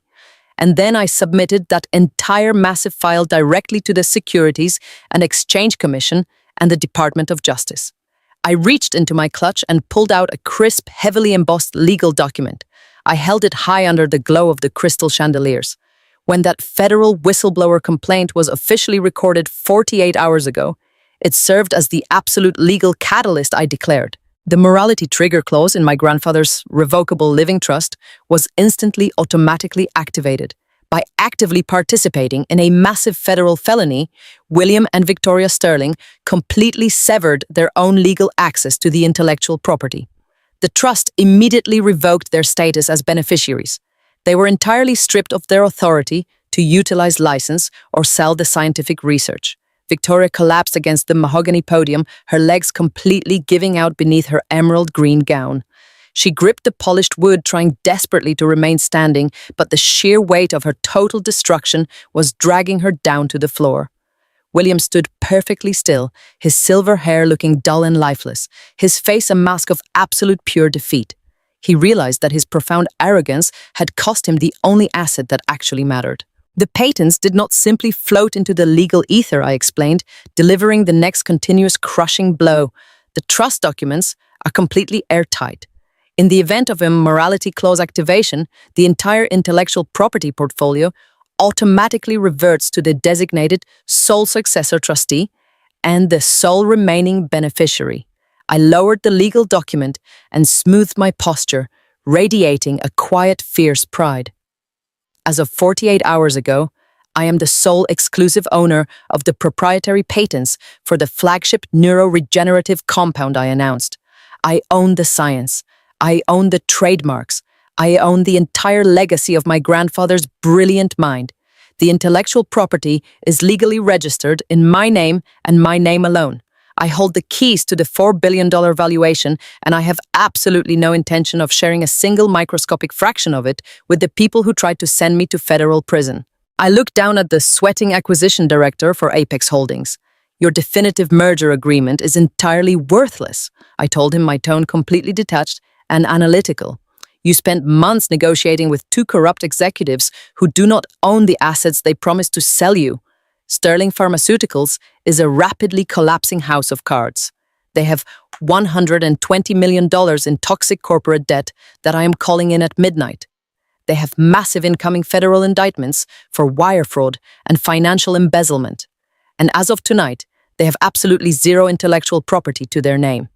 You are not buying a global pioneer in medical advancement. You are acquiring an empty, completely hollow shell that is going to be buried under an avalanche of federal litigation before the sun rises tomorrow morning. The venture capitalists began to panic. The hedge fund managers grabbed their phones, furiously typing messages to their legal teams. The realization that they had invested millions of dollars into a completely worthless entity swept through the ballroom like a catastrophic shockwave. The illusion of safety had been entirely eradicated.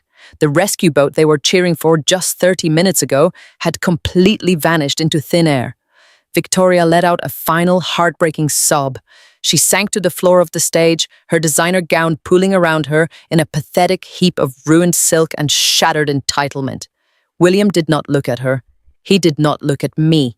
He simply stared blankly out at the 300 guests who were now looking at him with absolute unmasked disgust.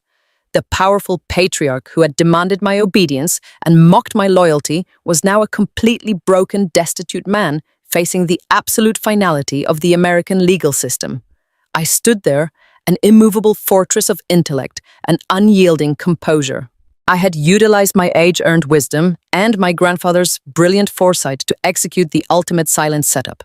I had successfully navigated the systemic betrayal, I had neutralized their legal defenses, and I had reclaimed my family's true legacy right out from under their arrogant noses. The patents were safe, the debt was cold, and the complete destruction of their fraudulent empire was now an inescapable, permanent reality. The crushing reality of their complete intellectual and financial ruin finally penetrated William Sterling's profound arrogance. He stared at the empty space above the mahogany podium where his entire legacy had just evaporated. The proprietary patents were gone. The definitive merger with Apex Holdings was exposed as a flawless, hostile takeover. The massive corporate debt was fully controlled by the very daughter he had publicly humiliated. The walls of the Plaza Hotel Grand Ballroom were rapidly closing in on him. I watched from the center of the stage as the fundamental survival instinct of a cornered predator took over my father. He realized that the company was entirely lost. The only asset they had left was the $80 million Preston had embezzled and hidden in the Cayman Islands shell accounts. If they could just get to a secure phone line, if they could just contact their offshore wealth managers before the Securities and Exchange Commission formally froze the international routing numbers, they might be able to wire the remaining stolen capital to a non-extradition jurisdiction. They could abandon the collapsing pharmaceutical empire and flee the country with enough stolen cash to maintain a fraction of their lavish lifestyle. William reached down and grabbed Victoria by the arm. He hauled her up from the stage floor with a rough, desperate urgency that completely shattered his distinguished patriarchal facade. "Get up, Victoria," he hissed his voice, a frantic, terrified whisper that carried clearly through the dead, silent ballroom. "We have to leave right now. We have to call the bankers in Grand Cayman. If we move the liquidity before the federal hold clears the international banking system, we can still get out." Victoria stumbled as she rose to her feet. Her emerald green Oscar de la Renta gown was wrinkled and completely ruined. The heavy diamond collar around her neck clinked against her collarbone as she gasped for air. She looked out at the 300 elite guests, the venture capitalists, and the hedge fund managers who were all watching her total social destruction with absolute unmasked disgust. She tried to smooth her hair, but her hands were trembling too violently.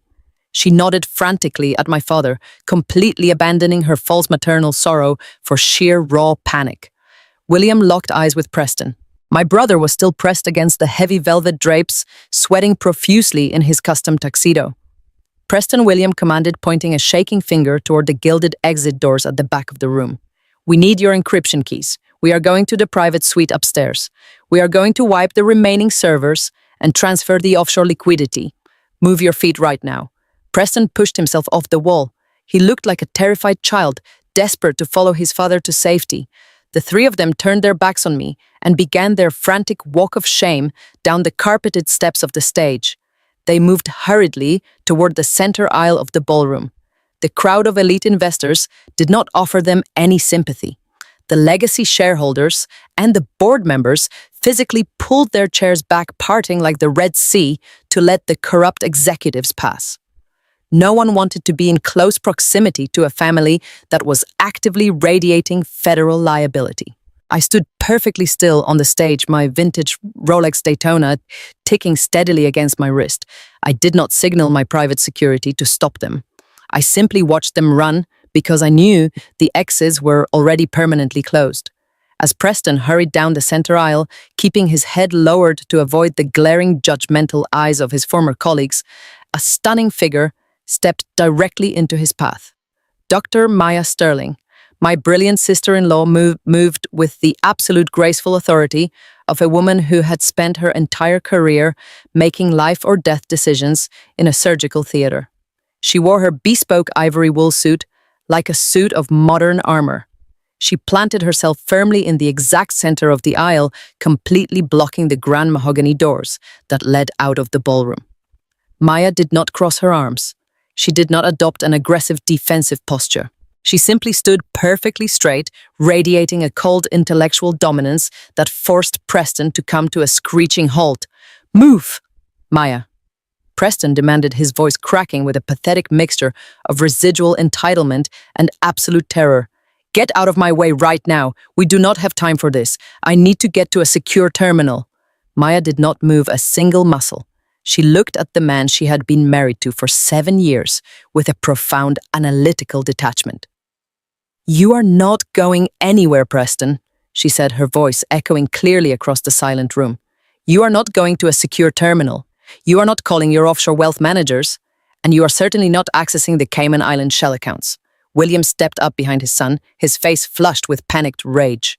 "Step aside," Maya William ordered, trying to summon the booming authoritative tone he had used to control this family for decades. "This is corporate business. You are a neurosurgeon. You do not understand the complex financial architecture we are dealing with.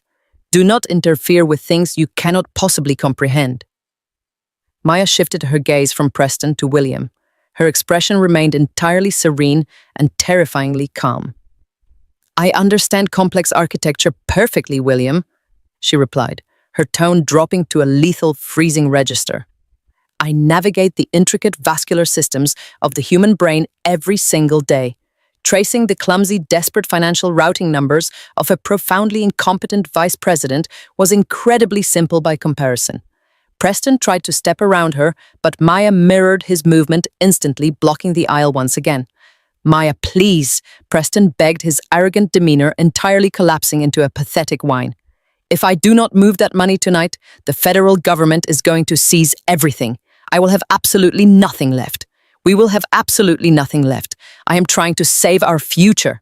"You do not have a future," Preston Maya informed him, delivering the devastating reality with surgical precision. "And we do not share a single remaining asset. When I found the encrypted ledger on your tablet 4 weeks ago, when I discovered you attempted to forge my signature, to leverage my personal medical patents to cover your catastrophic cryptocurrency losses, I did not just bring the evidence to Diana. I also booked a private flight to Atlanta." Preston stared at her, his eyes wide with confusion and rising panic. "Atlanta?" He repeated, his voice trembling. "Why did you go to Atlanta?" Maya offered him a small razor-sharp smile. "Because, Preston, while you were busy relying on your father to buy your way out of federal felonies, I was relying on my own family legacy. As you are well aware, my father sits on the federal bench for the 11th Circuit Court of Appeals.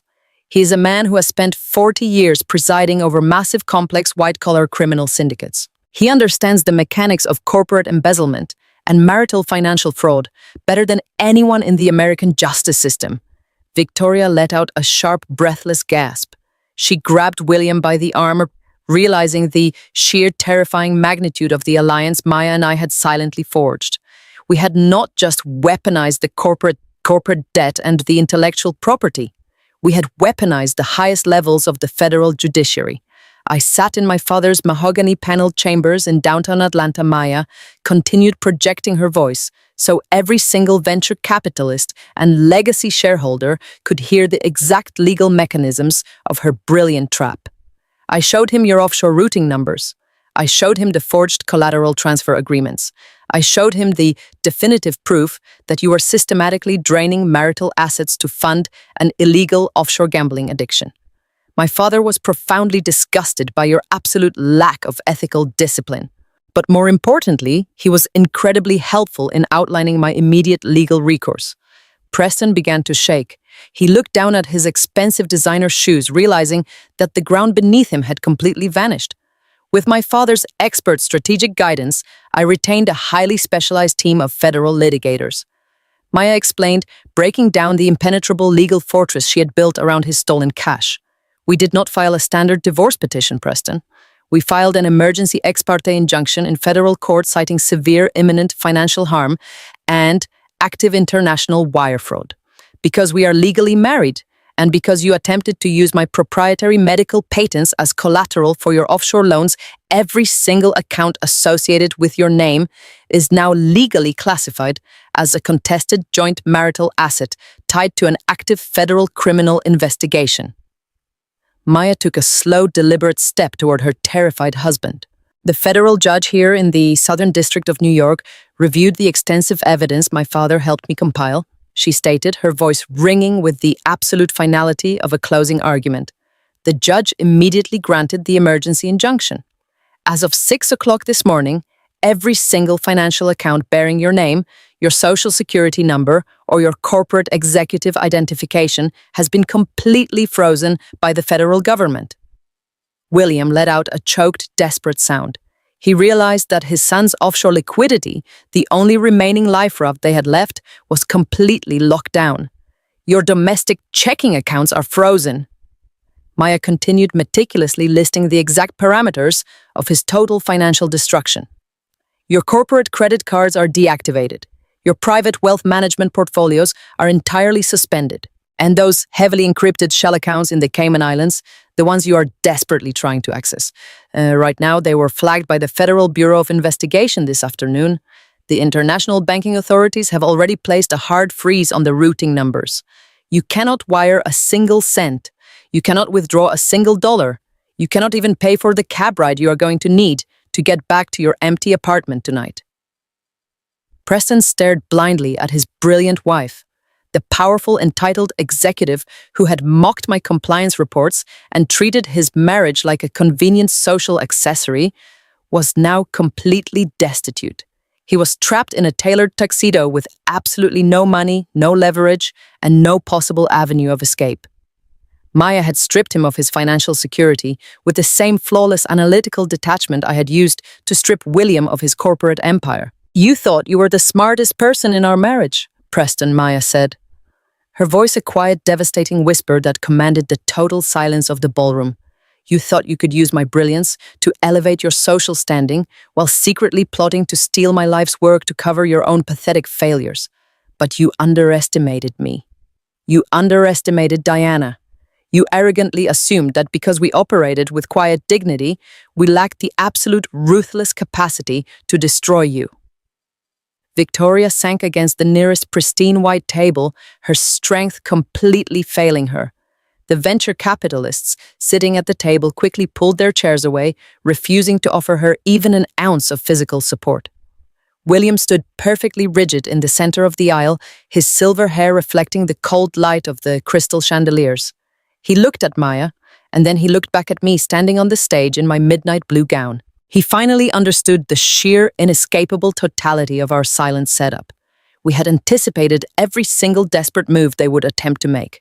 We had closed every single physical, financial, and legal exit before we even walked into the Plaza Hotel tonight. "The trap is completely impenetrable," Maya told the three corrupt executives, delivering the final absolute verdict. "You have no money. You have no patents, you have no corporate authority, and you have no legal standing.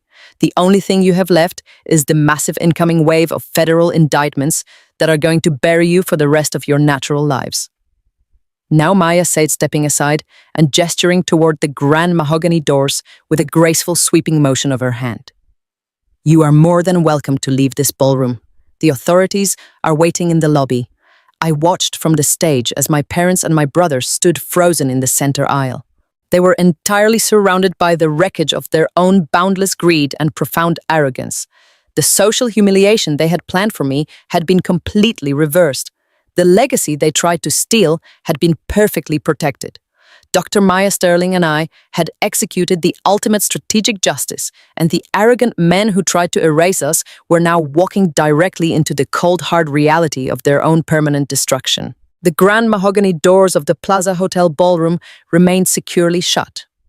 Dr. Maya Sterling stood before them like a sentinel of absolute justice, leaving my father William, my mother Victoria, and my brother Preston completely trapped in the center aisle. The three corrupt executives had nowhere left to run. Their offshore accounts were frozen and their intellectual property was gone. But my calculated dismantling of the Sterling Pharmaceuticals empire was not quite finished. I turned my attention away from my ruined family and looked directly at the two circular tables positioned closest to the stage. These tables were adorned with the most extravagant white orchid centerpieces and reserved exclusively for the Sterling Pharmaceuticals Board of Directors. 12 men and women sat frozen in their pristine evening wear. They were seasoned titans of American industry, holding advanced degrees from Ivy League institutions and commanding vast portfolios of generational wealth. Yet in this moment, they looked like terrified passengers on a rapidly sinking ship. They had spent the entire evening sipping vintage Dom Perignon and laughing at my expense, completely oblivious to the massive federal trap I was methodically closing around them. I stepped right to the edge of the stage, looking down at the lead independent director, a wealthy venture capitalist named Richard Caldwell. He was sweating profusely, his silk bow tie loosened around his neck. He was rapidly typing on his smartphone, desperately trying to reach his corporate legal counsel, but it was far too late for private consultations. I tapped the microphone to ensure my voice projected with absolute crystal clarity over the suffocating silence of the ballroom. "Richard," I said, keeping my tone perfectly level and completely devoid of any sympathetic emotion. "Put the phone down. Your attorneys cannot save you from the reality of this room." The 12 board members slowly looked up at me. I smoothed the skirt of my midnight blue Carolina Herrera gown and adjusted my posture, radiating the unyielding authority of their new primary creditor. For the past 6 months, I continued pacing my words with the deliberate rhythm of a lead prosecutor. You have all enjoyed the massive financial benefits of a completely fraudulent narrative. When William brought you my forged termination papers, you did not ask a single question. When he told you the company had lost $80 million due to my gross negligence, you simply rubber-stamped my dismissal to protect your own lucrative board seats. You completely abandoned your strict fiduciary duty to this company and its shareholders because it was socially convenient to blame the quiet daughter rather than audit the golden son. Richard Caldwell cleared his throat, his face pale and drawn. "Diana, you must understand," he stammered, his voice lacking all of its usual boardroom dominance.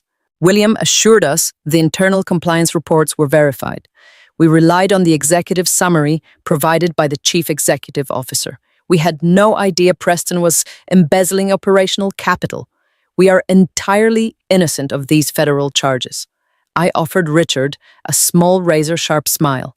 In the eyes of the Securities and Exchange Commission, willful ignorance is not a valid legal defense. Richard Verversa explained, breaking down their exact federal liability for the entire room to hear. You are the governing body of a publicly traded pharmaceutical company. Your single mandate is financial oversight. By failing to initiate an independent forensic audit when $80 million mysteriously vanished, and by signing off on a definitive merger agreement based on utterly fraudulent financial disclosures, you have crossed the line from passive observers to active co-conspirators. You aided and abetted a massive corporate cover-up. A collective gasp rippled through the 12 board members. A prominent female director wearing a custom Dior evening gown dropped her champagne flute onto the table, spilling the expensive liquid across the pristine white linen. The realization of their personal legal exposure hit them like a physical blow. I let the sheer terror of federal indictments wash over them before I offered them their only remaining lifeline. Right now, the official whistleblower complaint sitting on the desk of the federal investigators names William and Preston Sterling as the primary architects of this financial fraud. I announced my voice, echoing with a cold, lethal precision. However, I am scheduled to submit a supplementary addendum to the Department of Justice tomorrow morning. I have a very simple choice for the 12 of you to make tonight. You can choose to go down with this sinking ship. If you do, I will personally ensure that every single one of your names is added to that federal filing as an active co-conspirator in a massive corporate embezzlement scheme. You will lose your board seats, your personal assets will be frozen, and your professional reputations will be permanently destroyed. I checked the face of my grandfather's vintage Rolex Daytona, allowing the steady sweeping motion of the second hand to emphasize the rapidly closing window of opportunity. Or I offered lowering my voice to a dangerous quiet register. You can invoke an emergency corporate vote right here on the ballroom floor. You can immediately terminate William Sterling and Preston Sterling for severe gross misconduct and federal fraud. You can legally sever them from this company right now before the federal authorities enter this building. William, who was still standing in the center aisle, completely panicked. He rushed toward the board tables, his silver hair disheveled and his tailored Tom Ford tuxedo hanging awkwardly on his defeated frame. "Richard, do not listen to her," William pleaded, his voice cracking with a pathetic, desperate urgency. "You cannot hold an emergency vote without a formally scheduled executive session. It violates the corporate bylaws. She's trying to turn you against me to satisfy a petty family vendetta. We have been friends for 20 years, Richard. We play golf at the same country club. You cannot do this to me." I did not even look at my father. I kept my eyes locked entirely on Richard Caldwell. Corporate bylaws contain a specific provision for extreme executive volatility. I reminded the board members, utilizing my decade of experience as a chief compliance officer, to dismantle William's final defense. Section 4 of your governing charter explicitly allows the board of directors to bypass formal scheduling and invoke an emergency termination for cause if the chief executive officer poses an immediate, catastrophic threat to the survival of the corporation. Given that William has just triggered a massive debt acceleration and lost your entire intellectual property portfolio, I would say the threat is incredibly immediate. The 12 board members looked at each other, communicating entire volumes of sheer corporate survival instinct through silent, panicked glances. They understood exactly what a termination for cause meant.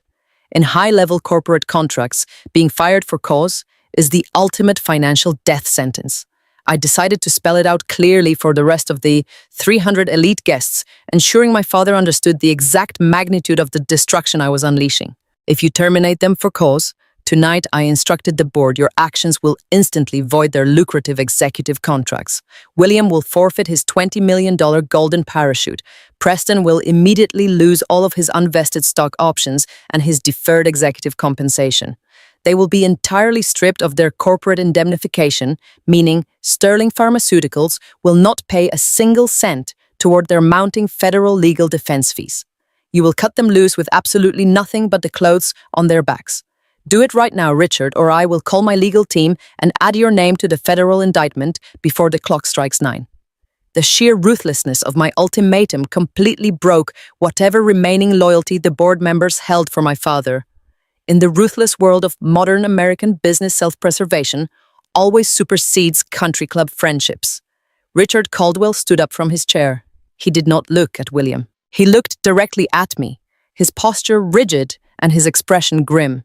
As the lead independent director of Sterling Pharmaceuticals, I am formally invoking an emergency motion to terminate the Chief Executive Officer, William Sterling, and the Vice President of Operations, Preston Sterling, for severe gross misconduct and catastrophic breach of fiduciary duty. Richard announced, his voice shaking slightly but projecting clearly across the ballroom. William let out a harsh, agonizing scream. "No, Richard, you cannot do this!" he yelled, lunging toward the table. 2 other male board members immediately stood up and physically blocked William from advancing any further. They looked at their former friend with absolute unmasked disgust. Victoria, who was still slumped against a nearby table, covered her face with her trembling hands, sobbing loudly as she watched her husband's empire completely evaporate. "I second the emergency motion," said the female director in the custom Dior gown, standing up beside Richard. Her voice was cold and resolute, entirely devoid of pity. William lied to this board. He forged documents, and he placed our personal freedom at extreme risk to cover for his son. I vote for immediate termination for cause. All in favor, Richard Caldwell asked loudly, surveying the remaining 10 board members. One by one, every single member of the Sterling Pharmaceuticals Board of Directors stood up from their pristine white tables. They did not hesitate. They did not offer any sympathetic apologies. They raised their hands in perfect unison, delivering a unanimous, highly public execution of my father's corporate career. The mutiny was absolute. It was a flawless, ruthless severing of the toxic executive leadership that had actively tried to destroy my professional existence. The motion carries, Richard Caldwell stated, bringing the emergency vote to a close. William and Preston Sterling are hereby terminated from all corporate duties, effectively immediately. All executive compensation, golden parachutes, and unvested equity shares are permanently revoked. You have absolutely no remaining authority within this organization. Preston dropped to his knees in the center aisle, burying his face in his hands. The reality of his total financial wipeout crushed him completely. He had no offshore cash, no medical patents to leverage, and now no corporate salary to rely on. He was a completely destitute man facing a massive incoming wave of federal criminal charges. William stood frozen in front of the board tables, his mouth opening and closing silently. The powerful, arrogant patriarch who had demanded my absolute obedience and mocked my intelligence in front of 300 VIP guests was now officially unemployed, stripped of his wealth, and entirely abandoned by the colleagues he thought he controlled. I stood perfectly still on the stage, feeling the cool, heavy weight of my grandfather's vintage Rolex Daytona against my wrist. I had not just exposed their hidden betrayal, I had successfully orchestrated a live, real-time corporate mutiny, utilizing the absolute sheer terror of the American legal system to force the board of directors to do my bidding. I had reclaimed my family's true legacy without shedding a single tear or raising my voice in anger. The public ignition had successfully burned the fraudulent empire to the ground, and the arrogant men who tried to erase me were now completely surrounded by the inescapable ashes of their own profound greed. The unanimous board vote echoed through the Plaza Hotel ballroom with the finality of a slamming vault door.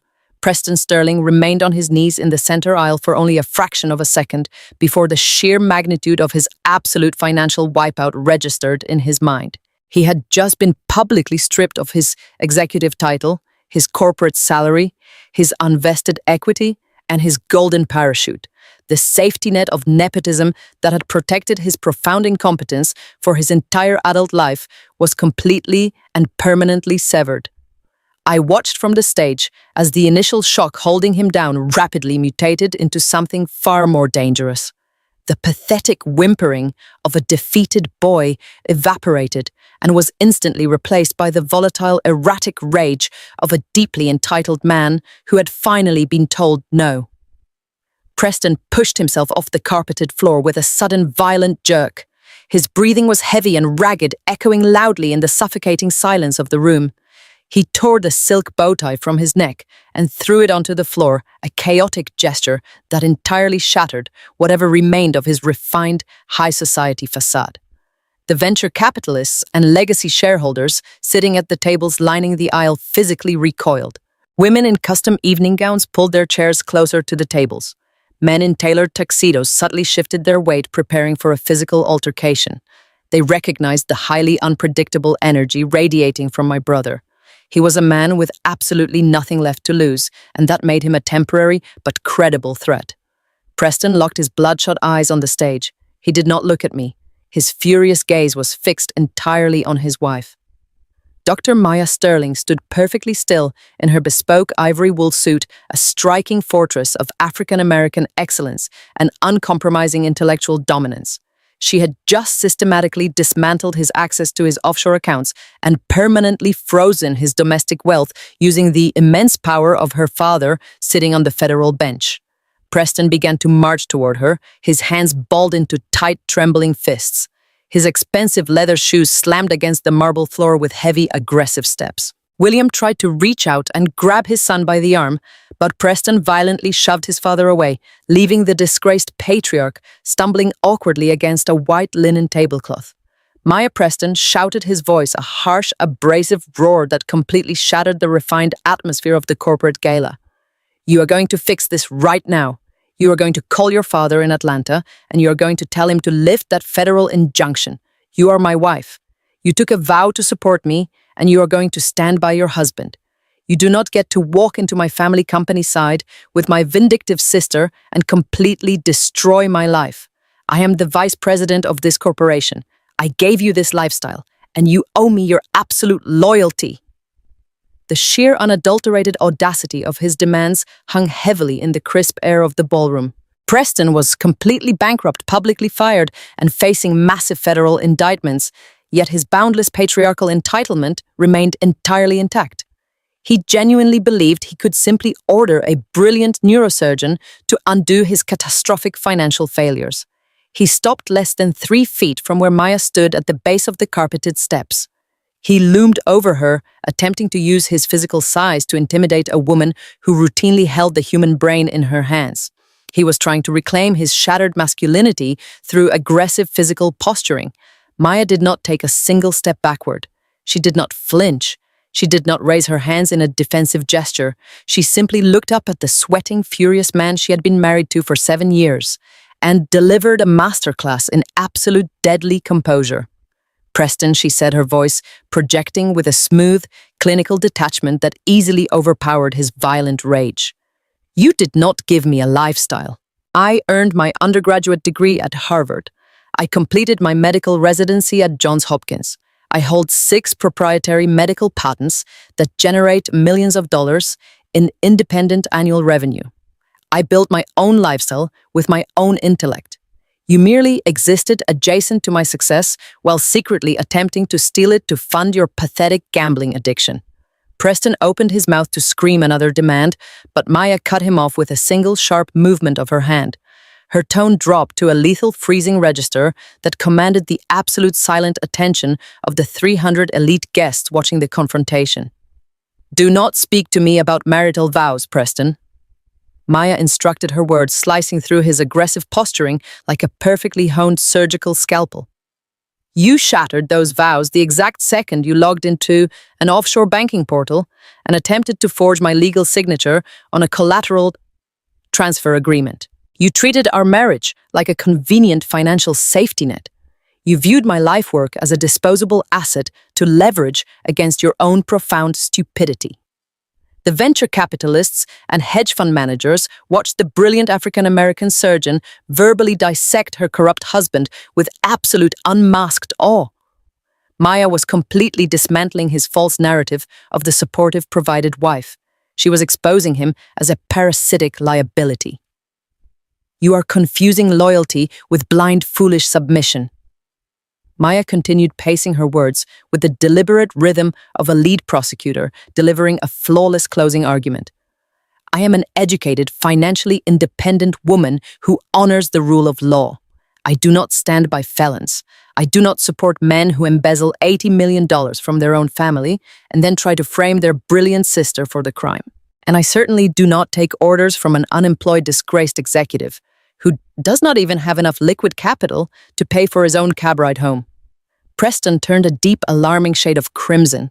The public humiliation of being so effortlessly intellectually dominated by his wife was completely breaking his fragile ego. He raised his hand, pointing a trembling finger inches from her face.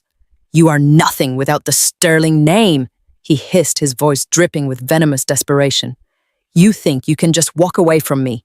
You think you can publicly humiliate me and walk out of this hotel unscathed. I will drag you through the mud, Maya. I will make sure the medical board reviews your conduct. I will take half of everything you own." I watched from the stage as Maya offered her husband a small, razor-sharp smile. It was a smile completely devoid of warmth or affection. It was the smile of an architect watching a demolition charge detonate exactly on schedule. "You are not going to take a single microscopic fraction of my assets," Preston Maya informed him, radiating a quiet, fierce pride. "And you are certainly not going to drag me anywhere. Because in order to initiate a prolonged legal battle, you would need the financial resources to retain top-tier legal counsel. And as we established just a few moments ago, your bank accounts are entirely frozen under an active federal criminal investigation. You cannot even afford to hire a discount attorney." Maya calmly reached into her sleek designer clutch. The movement was slow, deliberate, and entirely devoid of fear. She withdrew a thick, crisp manila folder. She held it firmly in her hands, allowing the heavy weight of the legal documents inside to visually anchor her absolute authority. The room held its collective breath. Everyone from the legacy shareholders to the terminated board of directors knew exactly what kind of paperwork was waiting inside that pristine envelope. Maya stepped slightly forward, closing the physical distance between her and her husband, ensuring he could not escape the finality of the delivery.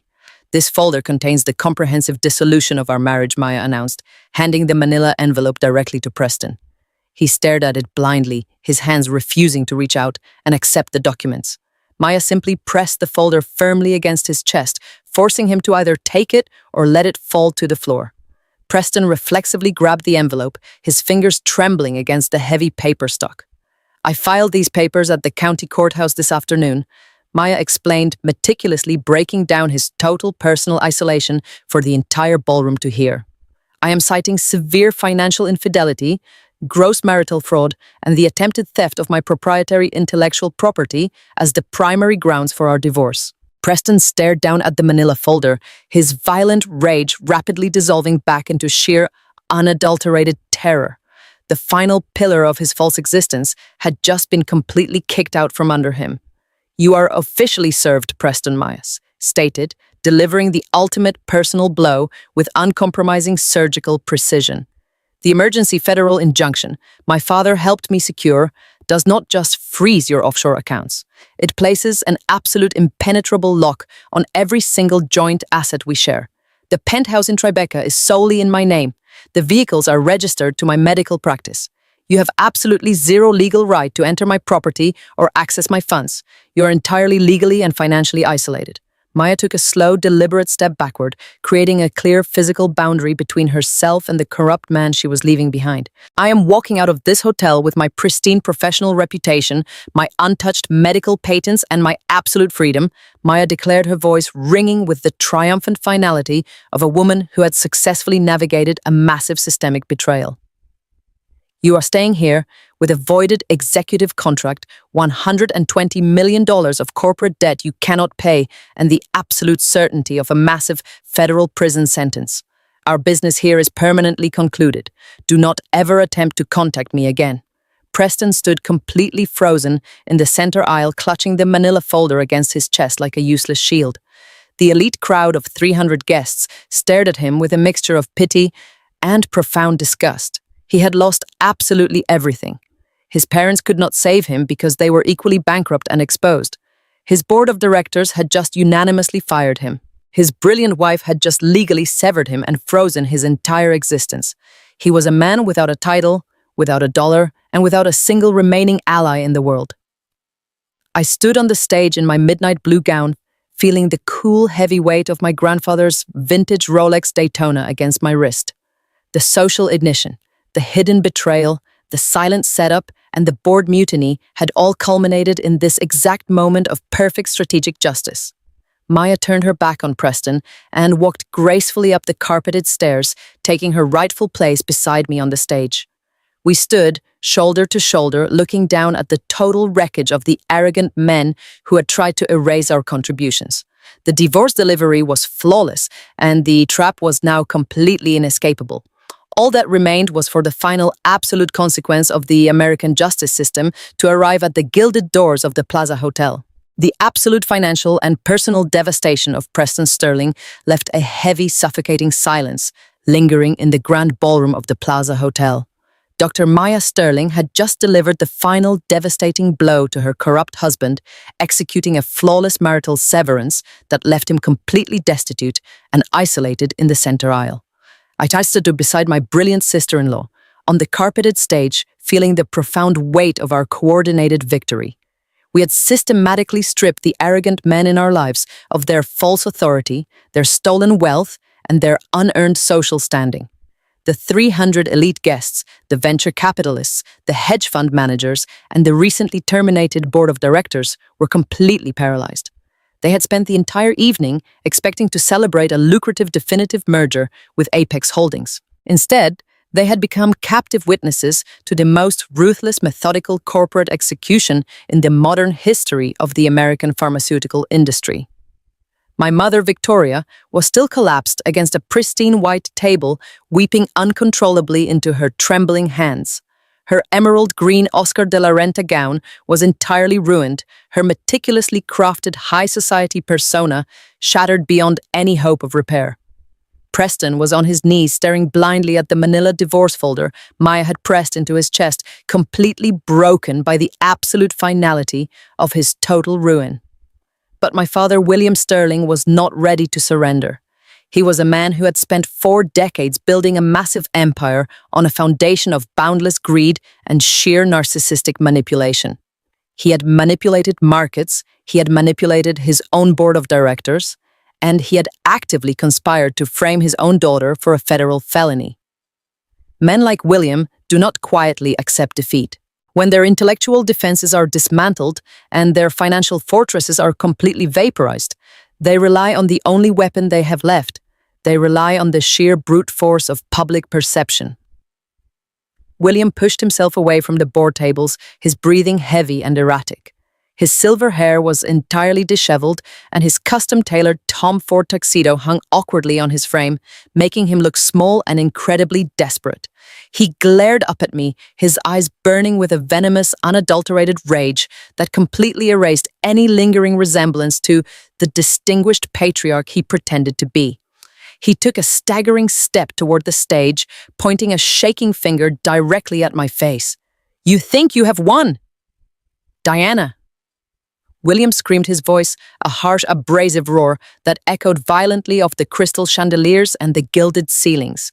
"You think you can walk into this hotel, humiliate your family, and completely steal my company without facing any consequences. You are nothing but a bitter, vindictive child who threw a massive temper tantrum because you could not handle the pressure of executive leadership. You may have manipulated the board of directors, and you may have engineered a fraudulent hostile takeover using your phantom debt, but you are entirely forgetting who I am. I am William Sterling. I built this entire industry. I have spent 40 years cultivating absolute power in this city, and I have the entire financial press in my pocket. The elite crowd of investors shifted uncomfortably in their seats. They recognized the dangerous volatile energy radiating from my father. He was a cornered predator, wildly lashing out in a final desperate attempt to inflict maximum collateral damage. I did not step back. I did not flinch. I simply stood my ground in my midnight blue Carolina Herrera gown, projecting the immovable authority of a woman who had already secured the absolute finality of his destruction. I am going to destroy. William threatened, his voice cracking with a pathetic mixture of sheer terror and residual arrogance. As soon as I walk out of this ballroom, I am calling my crisis management team. I am calling the editorial boards at the Wall Street Journal, at Bloomberg, and at the Financial Times. I am going to launch the most vicious, aggressive public relations campaign this city has ever seen. I will tell the entire world that you are a deeply disturbed corporate saboteur. I will leak fabricated internal documents proving that you orchestrated this entire financial crisis to satisfy your own toxic jealousy. I will paint Aegis Capital as a rogue predatory firm built on stolen proprietary data and corporate espionage. By the time my media team is finished with you, no venture capitalist in the Western Hemisphere will ever return your phone calls. You will be completely blacklisted from the biotechnology sector. I will ensure that your professional reputation is entirely, utterly eradicated. William paused, gasping for air, his chest heaving as he stared at me with pure, unmasked hatred. You wanted a public spectacle, Diana, he sneered, attempting to reclaim his shattered dominance. You wanted to humiliate me in front of 300 VIP guests. Well, I am going to humiliate you in front of the entire global financial market. I will burn your new company to the ground, and I will make sure you spend the rest of your pathetic life completely destitute and entirely alone. The silence that followed his massive aggressive threat was profound and terrifying. The hedge fund managers and the venture capitalists knew that William was fully capable of launching a devastating media war. In the ruthless landscape of modern American business, a coordinated smear campaign can easily destroy a newly founded venture capital firm before it ever gets off the ground. William was banking on the sheer intimidating power of his vast network to force me into a last-minute panic. He wanted me to negotiate. He wanted me to surrender the proprietary patents and forgive the massive corporate debt in exchange for his public silence. He genuinely believed he still held a single remaining card to play. I looked down at the furious, desperate man who had once been my father. I did not feel a single ounce of fear. I did not feel intimidated by his hollow threats of media manipulation. I simply felt a profound analytical detachment. William had spent his entire life believing that public relations could overwrite reality. He thought he could spin a narrative to cover up an $80 million embezzlement scheme the exact same way he had tried to spin his cruel joke about leaving my board seat to a golden retriever. He fundamentally misunderstood the architecture of the trap I had meticulously built around him. I raised my left hand and slowly, deliberately checked the face of my grandfather's vintage Rolex Daytona. The smooth, sweeping motion of the second hand was incredibly satisfying. The luminous dial indicated that it was exactly 9 o'clock in the evening. The timing was absolutely flawless. I lowered my wrist and locked my eyes on William, delivering the final intellectual killing blow with the precision of a lead prosecutor driving the final nail into a coffin. You are not going to call the Wall Street Journal, William Bassai, said, my voice dropping to a low, lethal register that commanded the absolute silent attention of the entire Plaza Hotel Grand Ballroom. You are not going to call Bloomberg, and you are certainly not going to hire a high-powered crisis management firm to launch a smear campaign against Aegis Capital. William let out a harsh, bitter laugh. And exactly how are you going to stop me? He demanded, his tone dripping with toxic arrogance. You cannot silence the press, Diana. I cannot silence the press, I agreed smoothly, maintaining my unwavering, deadly calm. But the federal government can easily silence you. In order to retain a top-tier crisis management firm, you would need a massive amount of liquid capital. You would need to wire hundreds of thousands of dollars in retainer fees before they even answered your phone call. And as Dr. Maya Sterling so eloquently explained to your completely bankrupt son just a few moments ago, every single financial account associated with the Sterling family has been entirely permanently frozen by the Department of Justice. You do not have the money to pay a publicist, William. You do not even have the money to pay for a hotel room tonight. William opened his mouth to argue, but I did not give him the opportunity to interrupt. Furthermore, I continued projecting my voice so the legacy shareholders could hear the exact legal mechanics of his impending doom. Public relations campaigns are only effective when the subject of the narrative is actually available to speak to the press. You are not going to be holding any press conferences, William. You are not going to be giving any exclusive interviews to financial magazines. You are going to be completely unreachable for a very long time. William stared at me, his brow furrowed in genuine confusion. "What are you talking about?" he stammered, the residual arrogance rapidly draining from his face as the sheer terror of my absolute confidence began to take root in his mind.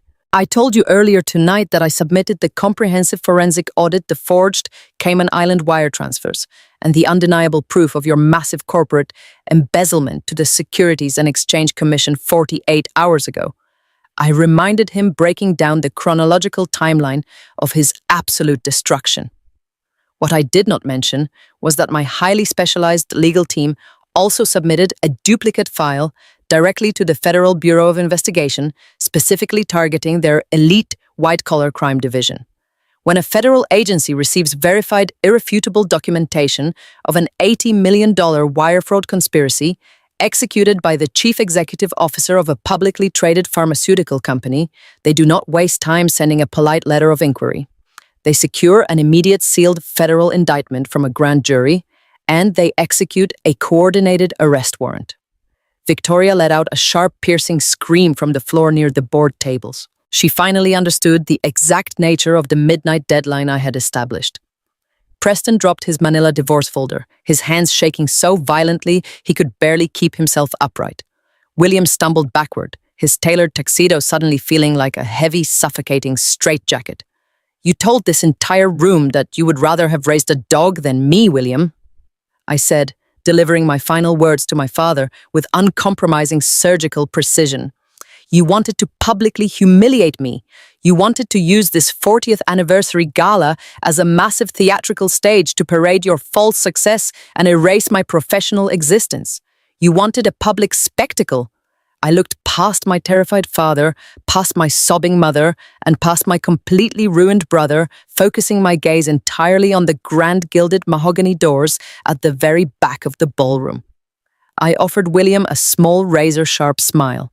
"Well, William," I announced, radiating a quiet, fierce pride, "your spectacle has officially arrived." Exactly on my calculated cue, the massive mahogany doors of the Plaza Hotel Grand Ballroom swung open with a heavy, violent force that shattered the suffocating silence of the room. The elite crowd of 300 guests physically jumped in their seats, twisting around to look at the entrance. The sight that greeted them was a stark, terrifying contrast to the aggressive opulence of the high society gala.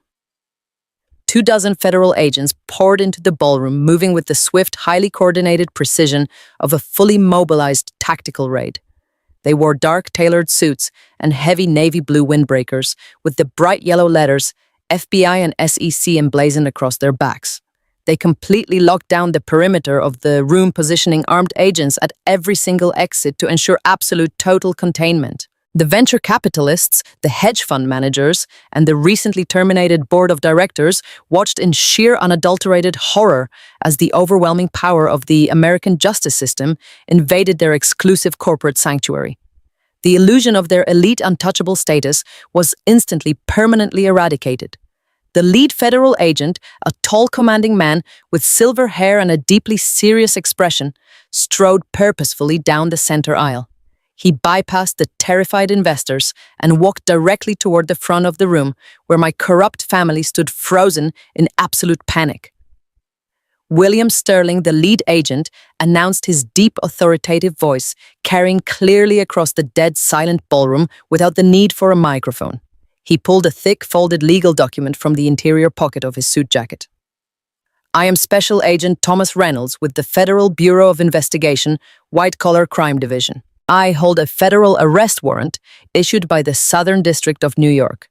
You are hereby placed under immediate arrest for massive corporate embezzlement, multiple counts of international wire fraud, the deliberate falsification of federal financial records, and active conspiracy to commit severe corporate fraud.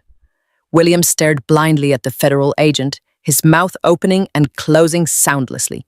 The powerful, patriarchal titan of industry, who had just threatened to destroy my entire life, was entirely paralyzed by the sheer terrifying reality of his incoming federal prison sentence. He had no lawyers present. He had no crisis management team. He had absolutely nothing to protect him from the brutal, uncompromising consequences of his own boundless greed. Agent Reynolds turned his attention to my brother, who was still kneeling weakly on the carpeted floor. Preston Sterling, he continued, his tone completely devoid of any sympathetic emotion. You are also placed under immediate federal arrest as a primary co-conspirator in this $80 million embezzlement scheme. Furthermore, you are facing severe additional charges for the attempted fraudulent transfer of proprietary intellectual property and the intentional forging of legal financial documents.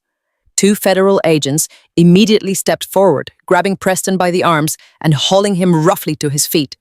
Preston let out a pathetic, desperate sob, tears streaming freely down his pale, sweating face. He looked up at the stage, silently begging Dr. Maya Sterling to intervene, to use her massive influence to save him from the handcuffs. Maya simply stood beside me in her pristine ivory wool suit, her expression a mask of absolute analytical detachment. She did not offer him a single ounce of pity. She simply watched the man who had tried to steal her life work face the exact justice he so richly deserved. Agent Reynolds turned his gaze toward the pristine white tables, finding my mother where she was slumped against the linen tablecloth. Victoria Sterling, he stated, completing the systematic federal sweep of my corrupt family. You are placed under arrest for active complicity in federal wire fraud and the intentional obstruction of a federal investigation. Victoria let out a high-pitched, hysterical scream as a female federal agent approached her, holding a pair of heavy steel handcuffs.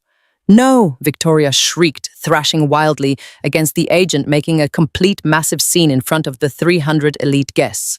"You cannot do this. I am Victoria Sterling. Do you have any idea who I am? You cannot put those on me. This is a custom Oscar de la Renta gown. You are ruining my dress. I demand to call my attorneys right now." The female agent did not hesitate. She expertly grabbed Victoria by the wrists, twisting her arms behind her back with swift, efficient force and snapping the cold steel cuffs securely into place. The sharp metallic click echoed violently through the silent ballroom. William and Preston were simultaneously secured in their own restraints, their hands locked firmly behind their backs. The 3 corrupt executives, who had spent the entire evening attempting to project absolute power and unyielding dominance, were now completely physically subdued by the federal government. Agent Reynolds stepped back, surveying the 3 handcuffed prisoners. "You have the right to remain silent," he recited, delivering the iconic Miranda warning with cold professional finality. "Anything you say can and will be used against you in a court of law. You have the right to an attorney. If you cannot afford an attorney, one will be provided for you." The profound irony of that final statement hung heavily in the crisp ballroom air. William Victoria and Preston Sterling, the former multimillionaires who had controlled a massive pharmaceutical empire, were now completely, utterly destitute. Because I had successfully frozen their corporate assets and Maya had successfully locked down their marital wealth, they literally could not afford to hire private legal counsel. They would be forced to rely on overworked public defenders to fight a completely unwinnable federal case built on airtight forensic accounting and their own forged signatures. "Take them out," Agent Reynolds instructed his team, gesturing toward the grand mahogany doors at the back of the room. The federal agents grabbed William, Victoria, and Preston by the arms and began to march them forcibly down the center aisle. This was the exact sequence of events I had meticulously planned for the past 6 months.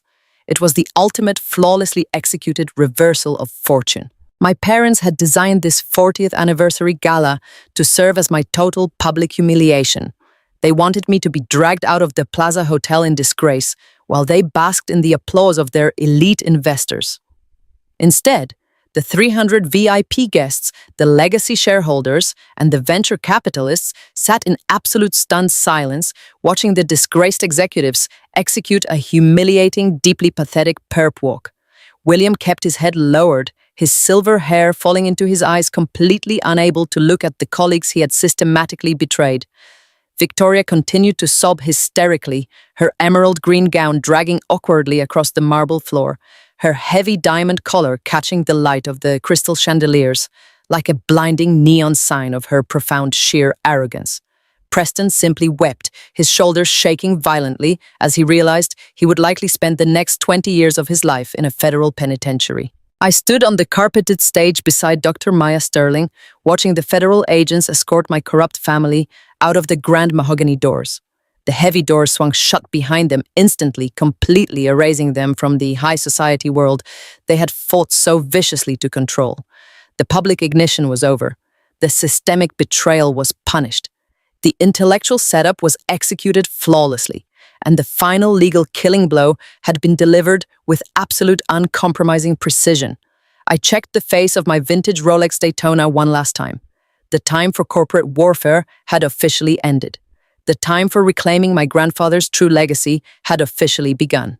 3 months have passed since the heavy mahogany doors of the Plaza Hotel Grand Ballroom swung shut behind the federal agents, completely sealing the fate of the Sterling family. In the high-stakes, ruthless world of modern American biotechnology, 90 days is an absolute eternity. It is more than enough time to systematically dismantle a fraudulent corporate empire and quietly distribute the resulting ashes. I have spent the last 12 weeks entirely insulated from the chaotic, spectacular fallout, operating with the serene, analytical detachment of a chief executive officer who has successfully executed a flawless hostile takeover. The financial press, which my father had so arrogantly threatened to weaponize against me on the night of the gala, spent the entire first month dissecting his catastrophic public downfall. They published blistering front-page exposes, detailing the $80 million embezzlement scheme, the forged Cayman Island wire transfers, and the massive betrayal of shareholder trust. The narrative was instantly and permanently out of his control. The self-proclaimed untouchable titans of industry became overnight cautionary tales of profound corporate greed and severe fiduciary failure. William Sterling is currently residing in a starkly different reality than the sprawling, meticulously manicured Greenwich estate he once commanded with absolute patriarchal authority. He is sitting in a federal holding facility, awaiting his formal criminal sentencing after his high-priced defensive strategy completely and utterly imploded. Because Aegis Capital had successfully activated the acceleration clauses and called in the $120 million of toxic corporate debt, and because the federal government had permanently frozen his personal banking assets, William was completely stripped of his liquidity. He was forced to suffer the ultimate high society humiliation of relying on court-appointed legal counsel. His overworked public defenders took one single look at the airtight forensic audit I submitted to the Securities and Exchange Commission and immediately advised him to accept a comprehensive, undeniable plea deal. The very severance and non-disclosure agreement he had so smugly slapped against the mahogany podium at the anniversary gala, the exact document he arrogantly believed would permanently silence me, was entered into the federal court record as Exhibit A by the prosecution. It served as undeniable documented proof of his active coordinated conspiracy to obstruct a federal investigation. He tried to use a discount corporate contract to mask a federal felony, and that specific arrogant miscalculation guaranteed his absolute conviction. William is currently facing a mandatory minimum sentence of 15 years in a federal penitentiary. The commanding authority he wielded like a weapon has been entirely stripped away, leaving him a hollow, destitute man facing the absolute finality of the American justice system. My younger brother Preston is sharing the exact same terrifying legal nightmare, trapped entirely by his own profound incompetence. The former vice president of operations, who genuinely believed he was completely immune to the consequences of his reckless behavior, is also awaiting his federal sentencing. His desperate, pathetic attempt to leverage his brilliant wife and her proprietary medical patents to cover his catastrophic cryptocurrency losses resulted in additional severe federal charges for intellectual property theft and domestic wire fraud. Dr. Maya Sterling executed her marital severance with flawless surgical precision, completely neutralizing him before he could inflict any further damage. The emergency federal injunction she secured through the brilliant guidance of her father acting on the federal bench completely locked Preston out of their joint marital assets, when the highly contested divorce was officially finalized. Late last month, Preston walked away with absolutely nothing. He lost his access to the luxurious Tribeca penthouse, he lost his fleet of expensive vehicles, and he lost the protective shield of his marriage. He has no offshore cash, no executive salary, and no golden parachute to soften the brutal impact of his total ruin. The golden son, who thought he could arrogantly treat a publicly traded pharmaceutical company like his own private, unregulated casino, is now sitting in a concrete cell, realizing that his boundless toxic entitlement cannot bribe a federal judge or reverse a federal indictment. While my father and my brother prepare for their respective lengthy prison sentences, my mother Victoria is enduring her own highly specific brand of absolute psychological purgatory. When the strict morality trigger clause in my grandfather's revocable living trust was automatically activated, Victoria was instantly permanently stripped of her status as a primary beneficiary. She lost all legal access to the massive corporate revenue generated by the proprietary medical patents. Without the endless flow of pharmaceutical money funding her lavish, excessive lifestyle, her meticulously crafted high society persona completely evaporated into thin air.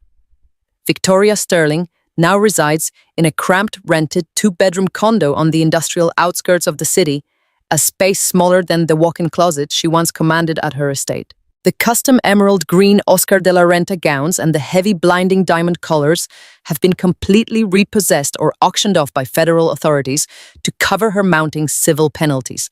She has been thrust into the stark, terrifying reality of complete financial ruin. Her social standing has been utterly, irreparably obliterated. The wealthy elite venture capitalists and the legacy shareholders who once eagerly attended her extravagant, catered dinner parties have completely erased her from their personal and professional contact lists. In the ruthless, unforgiving hierarchy of modern Manhattan society, there is absolutely no room for a woman who is actively radiating severe federal liability.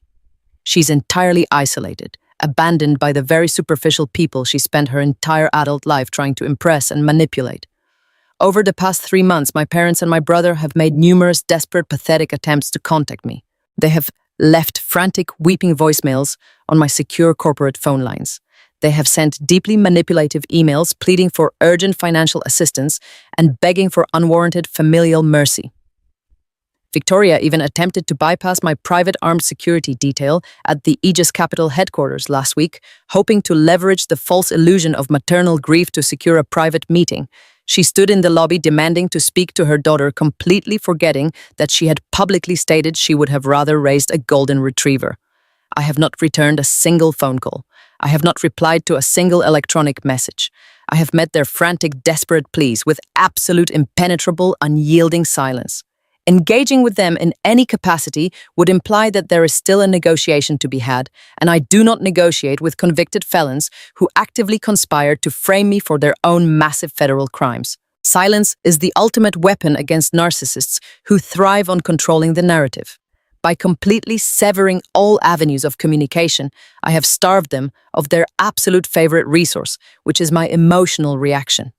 They are drowning in the terrifying, catastrophic consequences of the very legal instruments they tried to weaponize against me.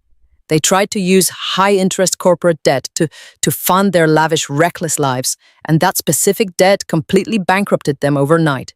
They tried to use a fraudulent non-disclosure agreement to bury me in legal intimidation, and that exact agreement formally convicted them in federal court. They tried to use the complex legal architecture of my grandfather's trust to illegally control the revolutionary science, and that trust legally automatically disinherited them. They built a massive, elaborate intellectual trap designed to permanently erase my professional existence, and they ended up walking directly blindly into it themselves. There is a profound, deeply satisfying symmetry to their complete destruction. They spent their entire lives treating people as disposable assets, evaluating loyalty based entirely on financial convenience and completely ignoring the strict rule of law. When the illusion of their power was finally shattered, they had absolutely no solid foundation left to stand on. They were entirely hollow, completely devoid of any real substance or genuine intellect. The millions of dollars they embezzled, the offshore accounts they carefully encrypted, and the high society galas they threw were all just temporary bandages covering a massive bleeding wound of sheer incompetence. I sit in my office looking out over the sweeping skyline, and I feel absolutely no remorse. I feel no guilt for orchestrating the downfall of a family that actively sought to destroy me to save themselves. The concept of blood loyalty is a convenient, manipulative myth perpetuated by those who need a free pass for their toxic, abusive behavior. True loyalty is earned through mutual respect, unwavering integrity, and absolute professional honor. I gave them a decade of my brilliance, and they repaid me with a forged signature and a termination notice. They forced me to become the architect of their ruin, and I simply executed the blueprints with flawless, deadly precision. The ashes of their profound arrogance are now scattered completely to the wind. The toxic, manipulative family ties are permanently, irreversibly severed. They are left destitute, isolated, and entirely forgotten, while I remain standing firmly on the absolute solid ground of the truth. They will spend their remaining years locked inside the cold, harsh reality of their own making. I will spend mine building an empire that honors the exact values they so carelessly discarded. The ledger is finally perfectly balanced. The crisp evening air of the Pacific Northwest carried the distinct scent of salt water and pine. I stood on the sprawling wraparound terrace of my newly acquired Seattle penthouse, looking out over the dark, expansive waters of the Puget Sound. The transition from the suffocating corporate battlegrounds of Manhattan to the quiet, commanding elevation of this sanctuary was entirely deliberate. I had spent the past 3 months meticulously dismantling the fraudulent remnants of my family empire and reconstructing it into a fortress of absolute financial integrity. The chaotic noise of the East Coast, the frantic, desperate pleas of convicted felons, and the shallow whispers of the high society elite were completely thousands of miles away. Here in this meticulously curated space composed of sleek glass and polished steel, I was surrounded only by the undeniable silence of total, absolute victory. I rested my hands on the cold metal railing, feeling the familiar heavy weight of my grandfather's vintage Rolex Daytona ticking steadily against my wrist. The timepiece was no longer just a surviving relic of a stolen legacy. It was the beating heart of a fully restored dynasty. Aegis Capital had seamlessly absorbed the shattered remains of Sterling Pharmaceuticals, executing a masterclass in aggressive corporate restructuring. When the federal indictments formally removed William and Preston from their executive positions, the toxic debt that had paralyzed the company was instantly converted into commanding, controlling equity. I completely purged the corrupt board of directors, replacing the sycophantic enablers with brilliant, ruthless minds from the top tiers of the biotechnology sector.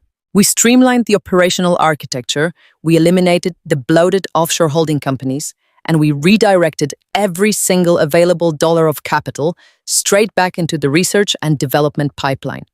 The market response was immediate and absolutely staggering. Once the venture capitalists and the institutional investors realized that the core proprietary patents were entirely safe and legally secured in my name, the stock valuation skyrocketed. The $4 billion projection that my mother had desperately screamed about on the stage of the Plaza Hotel was no longer a frantic pipe dream. Under my strict ethical leadership and unwavering fiduciary discipline, it had become a highly conservative, highly realistic baseline. My grandfather's revolutionary science was permanently protected from the reckless greed of his own son. The neuroregenerative compound was safely back on track, to save thousands of lives, ensuring that his brilliant mind would be remembered for its profound medical contributions rather than the federal crimes of his heirs. The soft chime of the private elevator interrupted my quiet reflection. The polished mahogany door slid open, revealing Dr. Maya Sterling, stepping into the expansive foyer of the penthouse. She wore a perfectly tailored charcoal wool trench coat over a sleek black sheath dress, projecting the effortless, commanding elegance that defined her entire existence. Maya walked onto the terrace, the sharp click of her designer heels echoing against the imported slate tiles. She looked out at the glittering skyline of Seattle, her expression radiating a quiet, fierce pride. She had flown in from Atlanta earlier this afternoon, having spent the past week formally concluding the final details of her ruthless, highly contested divorce. She was completely, entirely free of the toxic anchor that was my brother. More importantly, she was stepping into the exact corporate role she had always profoundly deserved. I turned away from the railing and walked toward the custom marble wet bar situated near the edge of the terrace. I reached for a bottle of vintage Bordeaux, a deeply complex 1982 Chateau Margaux, who I had specifically reserved for this exact occasion. As I carefully extracted the cork, Maya joined me at the bar. We did not exchange meaningless pleasantries. We were two women who had forged an unbreakable alliance in the fires of a massive systemic betrayal. We communicated through the shared understanding of survivors who had successfully outmaneuvered the men who tried to destroy us. I poured the rich, dark ruby liquid into two massive crystal goblets. I handed one to Maya and raised my own glass in a silent, solemn toast. To the new global head of research and development for Aegis Biotherapeutics, I said, my voice projecting a deep, unwavering respect. You have officially taken control of the clinical trials, Maya. The laboratories are entirely yours. The entire scientific division reports directly and exclusively to you. Maya accepted the crystal goblet, the diamonds on her fingers, catching the soft ambient lighting of the terrace. She took a slow, deliberate sip of the vintage Bordeaux, allowing the incredibly complex flavors to settle before she spoke. The initial data from the Phase 3 trials came across my secure server this morning. She announced, her tone resonating with the absolute thrilling satisfaction of a brilliant scientist watching her life work come to fruition. The neuroregenerative protocols are exceeding every single efficacy metric we established. The shunts based on my proprietary patents are integrating perfectly with your grandfather's foundational compound. We are not just going to dominate the market, Diana. We are going to completely redefine the global standard of neurological care. She looked at me, her dark eyes reflecting the glittering lights of the Puget Sound. William and Preston were sitting on a literal goldmine of medical advancement. Maya continued, her voice dropping to a low analytical register. They possessed the sheer scientific capacity to change the world, but they were too profoundly arrogant and entirely consumed by their own shallow greed to understand the true value of what they held in their hands. They treated brilliant, life-saving science like a cheap casino chip. I took a sip of my own wine, feeling the smooth, rich finish coat my throat. They lacked the intellectual discipline required for true legacy building, I replied, analyzing their catastrophic failure with the cold detachment of a seasoned corporate historian. They believed that wealth was an inherent right rather than a massive responsibility. They assumed that the sterling name alone was enough to shield them from the severe consequences of their own boundless incompetence. They fundamentally misunderstood the architecture of real power. Real power is not loudly demanding loyalty at a high society gala. It is not forging signatures to cover up a pathetic offshore gambling addiction. Real power is the quiet, meticulous accumulation of undeniable hard facts. It is the patience to sit in the shadows and buy the debt while your enemies arrogantly celebrate their false victories. It is the unyielding self-respect required to completely sever toxic family ties without shedding a single tear. Maya nodded in absolute agreement, resting her crystal goblet on the cool marble surface of the bar. We walked back to the edge of the terrace, standing shoulder to shoulder as we surveyed the sprawling, magnificent city below us. The cold, crisp wind coming off the water felt like a final, absolute baptism, washing away the lingering remnants of the corrupt empire we had successfully burned to the ground. The arrogant men who had tried to erase our contributions, who had mocked our intelligence, and who had actively conspired to steal our wealth were now locked inside federal concrete cells entirely stripped of their names and their false authority. They were completely destitute, isolated, and permanently forgotten by the elite society they worshipped. We had taken the absolute worst of their betrayals, and we had weaponized it to fuel our own spectacular ascendance. The legacy of my grandfather was protected by the very woman my parents had deemed entirely worthless. I looked out at the dark, vast expanse of the Pacific Northwest, feeling a profound, deep serenity settle over my entire being. I had successfully protected the ancestral legacy of my grandfather. I had secured the life work of a brilliant African-American neurosurgeon. I had built a highly profitable, unassailable corporate fortress that operated strictly on the principles of ethical transparency and absolute scientific excellence. I was no longer the quiet, disgraced compliance officer hiding in the shadows of a corrupt patriarchal dynasty. I was the resilient matriarch of a new era. I had completely reclaimed my throne, not through inheritance or nepotism, but through sheer flawless strategy and unwavering intellectual dominance. The ultimate American success story is built on cold facts and unyielding self-respect, ensuring that those who underestimate the brilliant women in their lives are always left entirely in the dust. Living well and thriving in the absolute light of the truth is not just the best revenge against those who betray you. It is the ultimate, undeniable victory, confirming that true power belongs entirely to those who build it with their own hands and protect it with their own brilliant minds.